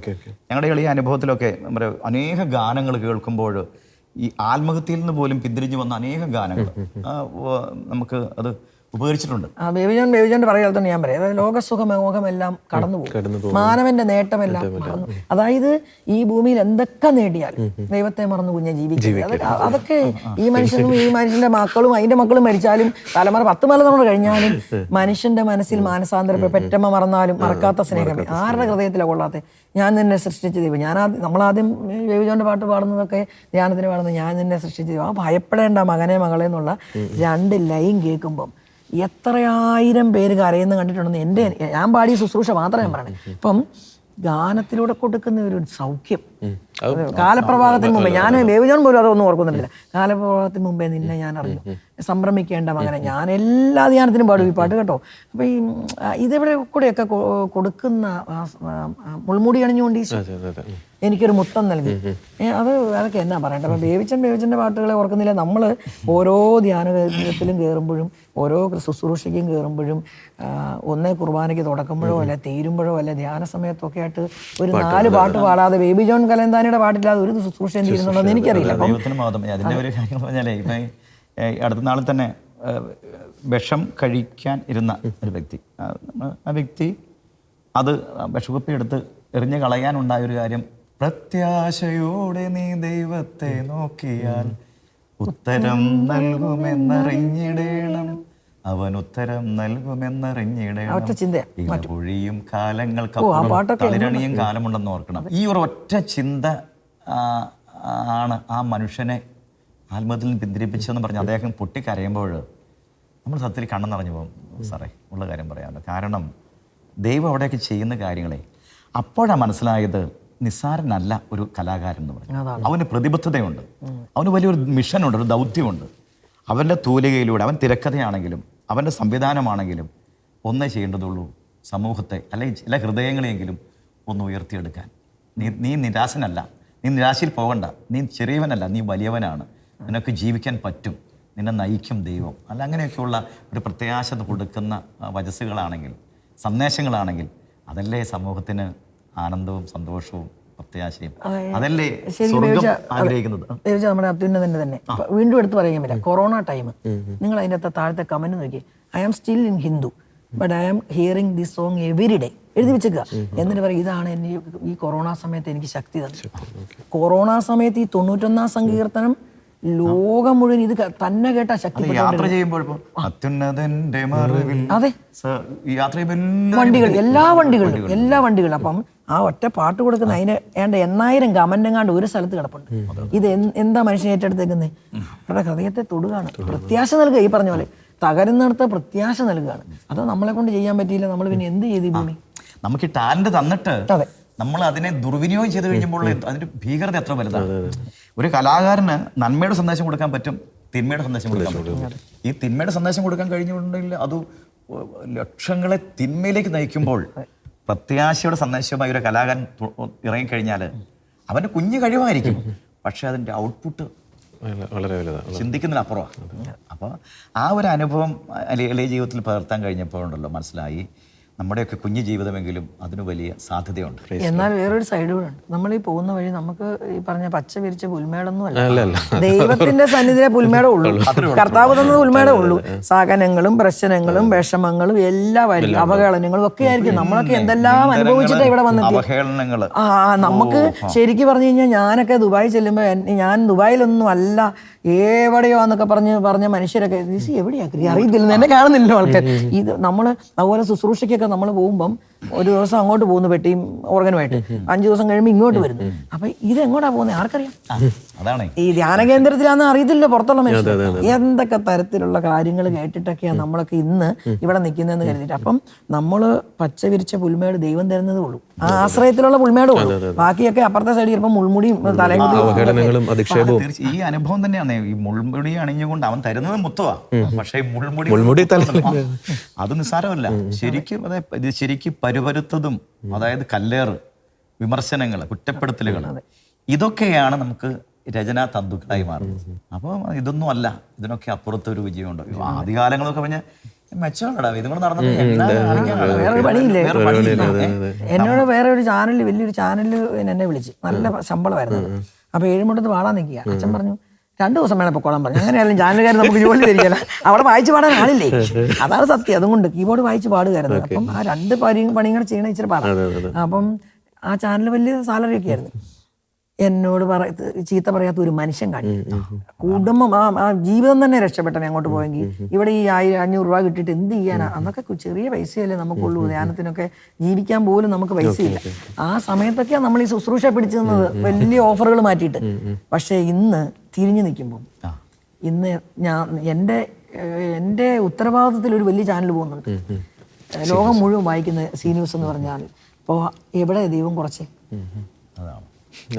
നമ്മളെ പട്ടിണി കിട്ടലെന്നേ. നമുക്ക് ഒത്തിരി സമ്പത്തൊന്നും വേണ്ട, നമുക്ക് ജീവിക്കാൻ ഒരു വീട് മതി, ഒരു കുഞ്ഞു വീട് കിടന്നാൽ മതി നമുക്ക്. അല്ല, നമുക്ക് പോകാൻ ഒരു കുഞ്ഞു വണ്ടി മതി. ഞാനിപ്പോഴും വരുന്നത് നിങ്ങൾ കണ്ടല്ലോ എന്നത്തേലെന്ന്. നമുക്കൊരു ചെറിയ വണ്ടി യാത്രയ്ക്ക് മതി. നമുക്ക് ഇന്നത്തെ ഭക്ഷണം കഴിക്കാൻ ദൈവം തന്നാൽ മതി, ശാന്തമായിട്ടൊന്ന് ഉറങ്ങാൻ സമയം തന്നെ ഇത്രയും നമുക്ക് ആവശ്യമുണ്ട്. ഞാൻ ഏറ്റവും ലാസ്റ്റായിട്ട് ചോദിക്കാൻ ആഗ്രഹിക്കുന്ന ലിസേച്ചിയോട്, ഈ 1.5 വർഷം എന്ന് പറഞ്ഞാൽ ലിസേച്ചി കടന്നു പോയത് സമാനതകളില്ലാത്ത ഒരു പ്രതിസന്ധിയിലൂടെയും ഒരു സഹനങ്ങളിലൂടെയാണെന്ന് ഉറപ്പാണ്. അപ്പോൾ ഈ ഒരു ഘട്ടത്തിൽ കുടുംബത്തിൽ നിന്ന് ലഭിച്ച ഒരു പിന്തുണ എത്രത്തോളം ഉണ്ട്? അയ്യോ, അത് രസമാണ്. ഇന്നലത്തെ ചോദിച്ചാലും മതി. വീട്ടിൽ ചില കഞ്ഞി വെക്കാൻ നേരമുണ്ടോ? ഭക്ഷണം പല നേരത്ത് ഉണ്ടാക്കാൻ നേരമില്ല. കെട്ടിയന് ഭർത്താവ് ഒരു കടയാണ്, അതും കഴിഞ്ഞ് വന്ന് പല ദിവസവും ഞങ്ങൾ രണ്ടും കൂടെ മീൻ ഭർത്തോ കഞ്ഞി വെച്ചു. അതാണ് രാത്രിയിലത്തെ കഥ. ഒരു നിവൃത്തിയില്ല, പട്ടിണിയും ദാരിദ്ര്യവും. പിന്നെ രണ്ടാമത് മോന് ദുബൈ ജോലി ചെയ്യുന്നു, അവന്റെ ആണെങ്കിൽ കുഞ്ഞു കൊച്ചുണ്ട്, അതിനെയൊക്കെ നോക്കേണ്ട ഒരു സമയമാണ്. അതിൻ്റെ ഇടയ്ക്കൂടെ ഞാൻ ഈ ഓട്ടോ ഓടുന്നത്. അപ്പം ഈ അവരെല്ലാം 100% ഇങ്ങനെ കൂടെ നിൽക്കുകയാണ്. അതിനെ കുടുംബം ഒരു സൈഡ്, പിന്നെ അവരുടെ ഉത്തരവാദിത്തം നമ്മുടെ കൂടെ നിൽക്കും. പണ്ടാണെങ്കിലും ധ്യാനത്തിന് പോകുമ്പം 4 ദിവസം ഞാൻ ശുശ്രൂഷയ്ക്ക് പോവുക. അപ്പൊ ആ വീട് നോക്കിയത് ഈ അപ്പനും മക്കളും ഒക്കെ കൂടെ അവർ തന്നെ സ്വയം പര്യാപ്തതയിലൂടെ പിന്നെ എന്നെ സഹായിക്കാൻ ഈ പറഞ്ഞ പോലെ അയൽവക്കംകാരും ഒക്കെ കൂടും, എന്തെങ്കിലും കറി വെച്ച് തരാനും ഒക്കെ. ഇതൊന്നും കുഞ്ഞു കഥയല്ല. ഒരു ഉത്തരവാദിത്വം ഏറ്റെടുത്ത് അത് ചെയ്യാതിരിക്കാൻ മേല. അതിന് പകരം വെക്കാൻ മറ്റൊരാൾ ചിലപ്പോൾ കാണില്ല. ദൈവം നയിക്കുന്നതാണെങ്കിൽ ഞാൻ അതിന് 1ാം സ്ഥാനം കൊടുക്കുകയും ചെയ്യും. അപ്പൊ ഇതിന്റെ ബാക്കി എല്ലാം ഇവരെല്ലാം പുറകെ പോരുകയല്ലേ. ഒന്ന്. രണ്ടാമത് എൻ്റെ സഹോദരങ്ങൾ, ബന്ധങ്ങളാണ് കൂട്ട്. ഫ്രണ്ട് സർക്കിള് ഭയങ്കര, അതിന് എനിക്ക് തുലനം ചെയ്യാൻ പറ്റൂല. വീട്ടുകാര് 10% ചെയ്യുമ്പം 90% എൻ്റെ കൂട്ടുകാരായി. അത് ലോകം മുഴുവനുള്ളവർ, കാനഡ ആട്ടെ, ഓസ്ട്രേലിയ ആട്ടെ, അമേരിക്ക ആട്ടെ, എൻ്റെ ബന്ധങ്ങൾ. ഇപ്പം തന്നെ ഈ സിനിമ എടുത്തു. ഈ സിനിമയ്ക്കകത്ത് ഞാൻ ഉറങ്ങുമ്പോഴും വർക്ക് ചെയ്യുന്ന കാനഡക്കാരും, ഓസ്ട്രേലിയക്കാരും, ന്യൂസിലാൻഡുകാരും, അമേരിക്കക്കാരും ഒക്കെ അവരിരുന്ന് ഈ സിനിമയ്ക്ക് വേണ്ടി വർക്ക് ചെയ്യുക. ഇത് ലിസേച്ചിക്ക് ഒരു നഷ്ടമാകല്ലേ, ലിസേച്ചിയെ വിഷമിപ്പിക്കരുത്. എന്നോട് പറഞ്ഞുകൊണ്ട്, എൻ്റെ വീട്ടുകാരെക്കാളും പറഞ്ഞുകൊണ്ടിരിക്കുന്ന ആരാന്നറിയോ? എൻ്റെ കൂട്ടുകാരാ. അവർ വിളിക്കും, ഒന്നും വിഷമിക്കില്ല കേട്ടോ, ഞങ്ങളൊക്കെ ഉണ്ട് കൂടെ. ഇങ്ങനെ പറഞ്ഞ് ഈ യാത്രയിൽ 1.5 വർഷത്തെ യാത്ര എന്ന് പറഞ്ഞാൽ റിസ്ക് ആയിരുന്നു, അത് സത്യമാണ്. അതിൻ്റെ അകത്ത് എൻ്റെ കുടുംബം, എൻ്റെ അപ്പനും അമ്മയും വരെ ഇതിനകത്ത് എല്ലാം ഉണ്ട്. അപ്പനും അമ്മയും, സഹോദരങ്ങളും, ഭർത്താവും, മകനും, മകൻ്റെ ഭാര്യ, എൻ്റെ പെങ്കൊച്ചും, അതോടൊപ്പം തന്നെ അവരുടെ കുടുംബക്കാരും, ഇങ്ങനെ കുടുംബാംഗങ്ങളുടെ ഒരു വലിയ ഒരു കൂട്ടായ്മ. അതിനേക്കാൾ ഉപരി എൻ്റെ സഹോദരങ്ങൾ, ലോകം മുഴുവൻ എനിക്ക് വേണ്ടി പ്രാർത്ഥിക്കുന്നവർ. പിന്നെ ഒരിക്കലും 10 വട്ടം എനിക്ക് പറയാതിരിക്കാൻ പറ്റില്ല എൻ്റെ സഭ. ലിസി ഇന്നലെ വരെ ചെയ്ത ശുശ്രൂഷയ്ക്ക് ലിസിക്ക് വിഷമം ഉണ്ടാകരുതെന്നോർത്ത് എൻ്റെ കൂടെ നിന്ന് എൻ്റെ സഭ, വൈദികരും, മെത്രാന്മാരും, സന്യസ്തരും, ശുശ്രൂഷകരും, ലോകം മുഴുവൻ, എൻ്റെ മീഡിയ, ഇപ്പം നിങ്ങൾ ഷെക്കൈന ഉൾപ്പെടെ എല്ലാ മീഡിയ സപ്പോർട്ട്, ഇങ്ങനെ പ്രാർത്ഥിച്ചും പ്രവർത്തിച്ചും കട്ടയ്ക്ക് എൻ്റെ കൂടെ നിന്ന്. അല്ലെങ്കിൽ നമ്മൾ താഴെ പോകും, നമ്മൾ തകർന്നു പോകും. കാരണം ഇത് ഈസി ഒന്നുമല്ല കൊണ്ട് എത്തിക്കല്. ഇതിൻ്റെ ഇടയ്ക്ക് എന്തെല്ലാം ഉണ്ടാകുന്നുണ്ടെന്നുള്ളത് ഞാൻ തരണം ചെയ്ത് എനിക്കറിയത്തുള്ളൂ. നാളെ ഇത് നിന്ന് പോകുമെന്ന് അറിയത്തില്ലാത്ത അവസ്ഥകളൊക്കെ ഇതിൻ്റെ ഇടയ്ക്കൂടെ ഉണ്ടാകും. അപ്പോൾ അവിടെ നിന്ന് നമ്മളെ നിലനിർത്തിയത്. ഇപ്പോൾ വിളിച്ച ആളുകൾ മിക്ക ദിവസം വിളിക്കും, അല്ല വിളിക്കാൻ ഫോൺ എടുക്കാത്ത മനുഷ്യനാണ്. അപ്പം ഇപ്പം വിളിക്കും, എന്തായിടും, എവിടെയായി, എങ്ങനെയായി വിളിക്കും. അങ്ങനെ ഒരിക്കലും വിളിക്കാത്തവർ വരെ വിളിക്കും. സിസ്റ്റേഴ്സൊക്കെ എന്നെ വിളിക്കും, ലിസേച്ചി ഞങ്ങളുടെ സിനിമ കണ്ടു കേട്ടോ, ഞങ്ങളും കണ്ടു, ഞങ്ങൾ പ്രാർത്ഥിക്കുമോ, ലിസേച്ചി വിഷമിക്കില്ല കേട്ടോ. ഇങ്ങനെ എത്ര മനുഷ്യർ, ഇതല്ലേ ബലം. ഈ കൂട്ട ലെവലും പ്രശ്നമുണ്ട് കൂടെ നിൽക്കുന്ന മനുഷ്യർ. എൻ്റെ കൂട്ടുകാർക്കെല്ലാം ബിഗ് സല്യൂട്ടാണ്. ഏറ്റവും ലാസ്റ്റായിട്ട് ഒരു ചോദ്യം, doctor Lissy Fernandez and team, ആ ടീമിൽ നിന്ന് ഇനിയും സ്വർഗ്ഗങ്ങൾ മലയാള സിനിമയ്ക്ക് പ്രതീക്ഷിക്കാൻ സാധിക്കും? ഇനിയൊരു സ്വർഗം ചെയ്യാൻ ധൈര്യമുണ്ട്? ധൈര്യമുണ്ട്. ഞാൻ ഒരിക്കലും പ്രതീക്ഷിക്കാത്തടത്ത് ഇത്രയും നമുക്ക് ചെയ്യാൻ പറ്റുമെങ്കിൽ ദൈവം നമ്മുടെ കൂടെ ഉണ്ടെന്ന് മനസ്സിലായി, സമൂഹം കൂടെ ഉണ്ടെന്ന് മനസ്സിലായി. എല്ലാ മലയാള പ്രേക്ഷകരും നിന്നിട്ടല്ലേ ഈ ഹൗസ്ഫുൾ ഓടുന്നത്. സഭയുടെ ആശീർവാദം. ഇത് ശരിക്കും പറഞ്ഞു കഴിഞ്ഞാൽ ഈ മനുഷ്യർ ഇതുപോലെ കയറുന്നത് എന്ത് കണ്ടിട്ടാണ്? നമ്മുടെ വലിയ ബിഗ് ബഡ്ജറ്റ് ആയിട്ടെല്ലാം കുടുംബം ഏറ്റെടുത്തില്ലേ, അപ്പം എല്ലാ മതസ്ഥരും ഏറ്റെടുത്തില്ലേ. അപ്പൊ ആ ഈ കേരള ജനത ഇതുപോലെ ഏറ്റെടുത്താൽ എല്ലാവർക്കും ഉൾക്കൊള്ളാവുന്ന അടുത്തൊരു സബ്ജക്റ്റ് നമുക്ക് ഉണ്ടാക്കണം. നല്ല സിനിമ ഉണ്ടാക്കണം, നല്ല പാട്ടുണ്ടാക്കണം, നല്ല യുവജനങ്ങൾക്ക് വേണ്ടിയായിരിക്കും അടുത്ത സിനിമ നമ്മൾ പ്ലാൻ ചെയ്യുക. അപ്പം ഇത് കുടുംബത്തിന് വേണ്ടിയായിരുന്നു, കുടുംബ പ്രേക്ഷകർ വരാൻ പറഞ്ഞു. അടുത്ത യൂത്തിന് വേണ്ടി തന്നെ ചിന്തിക്കും. ചിലപ്പോൾ ആ നഷ്ടം വരാതിരുന്നാൽ, സാമ്പത്തിക നഷ്ടം വന്നാൽ ഞാൻ ഇടപെടിയല്ല, എനിക്ക് ഭയങ്കര പ്രശ്നമുണ്ട്. ആരുടെയും പൈസ ഇടപാട് എനിക്ക് ഇച്ചിരി റിസ്ക് ഉള്ള ആളാണ്. അപ്പം അത് വരാതെ നമുക്ക് വരണം. നമ്മളെ ഈ അടുത്ത ജനം കൂടെ നിൽക്കണം, എല്ലാവരും പ്രാർത്ഥിച്ചു കൂടെ വന്നാൽ ഉറപ്പായിട്ടും നല്ല നല്ല മൂവികൾ നമുക്ക് എടുക്കണമെന്ന് ആഗ്രഹമുണ്ട്. ഏറ്റവും അവസാനമായിട്ട് നമ്മുടെ ആ സ്നേഹ ചൈതന്യമേ ആ ഒരു പാട്ട് ബേബി ജോൺ ബ്രദറും ലിസി ചേച്ചിയും കൂടെ ഒരുമിച്ചൊന്ന് പാടിയിട്ട് നമുക്ക് ഞാൻ പരിപാടിയാവും. ഇത്ര ഇന്റർവ്യൂ എല്ലാം കൂടെ തല്ലി കൊല്ലും. ബേബിച്ചൻ പാടും, ഞാൻ കൂടെ നിൽക്കും. സ്നേഹ ചൈതന്യമേ, ജീവസംഗീതമേ, കരുണ തൻ മലരിതൾ ഉണരുമീ വേളയിൽ ഉയരുന്നു സങ്കീർത്തനം.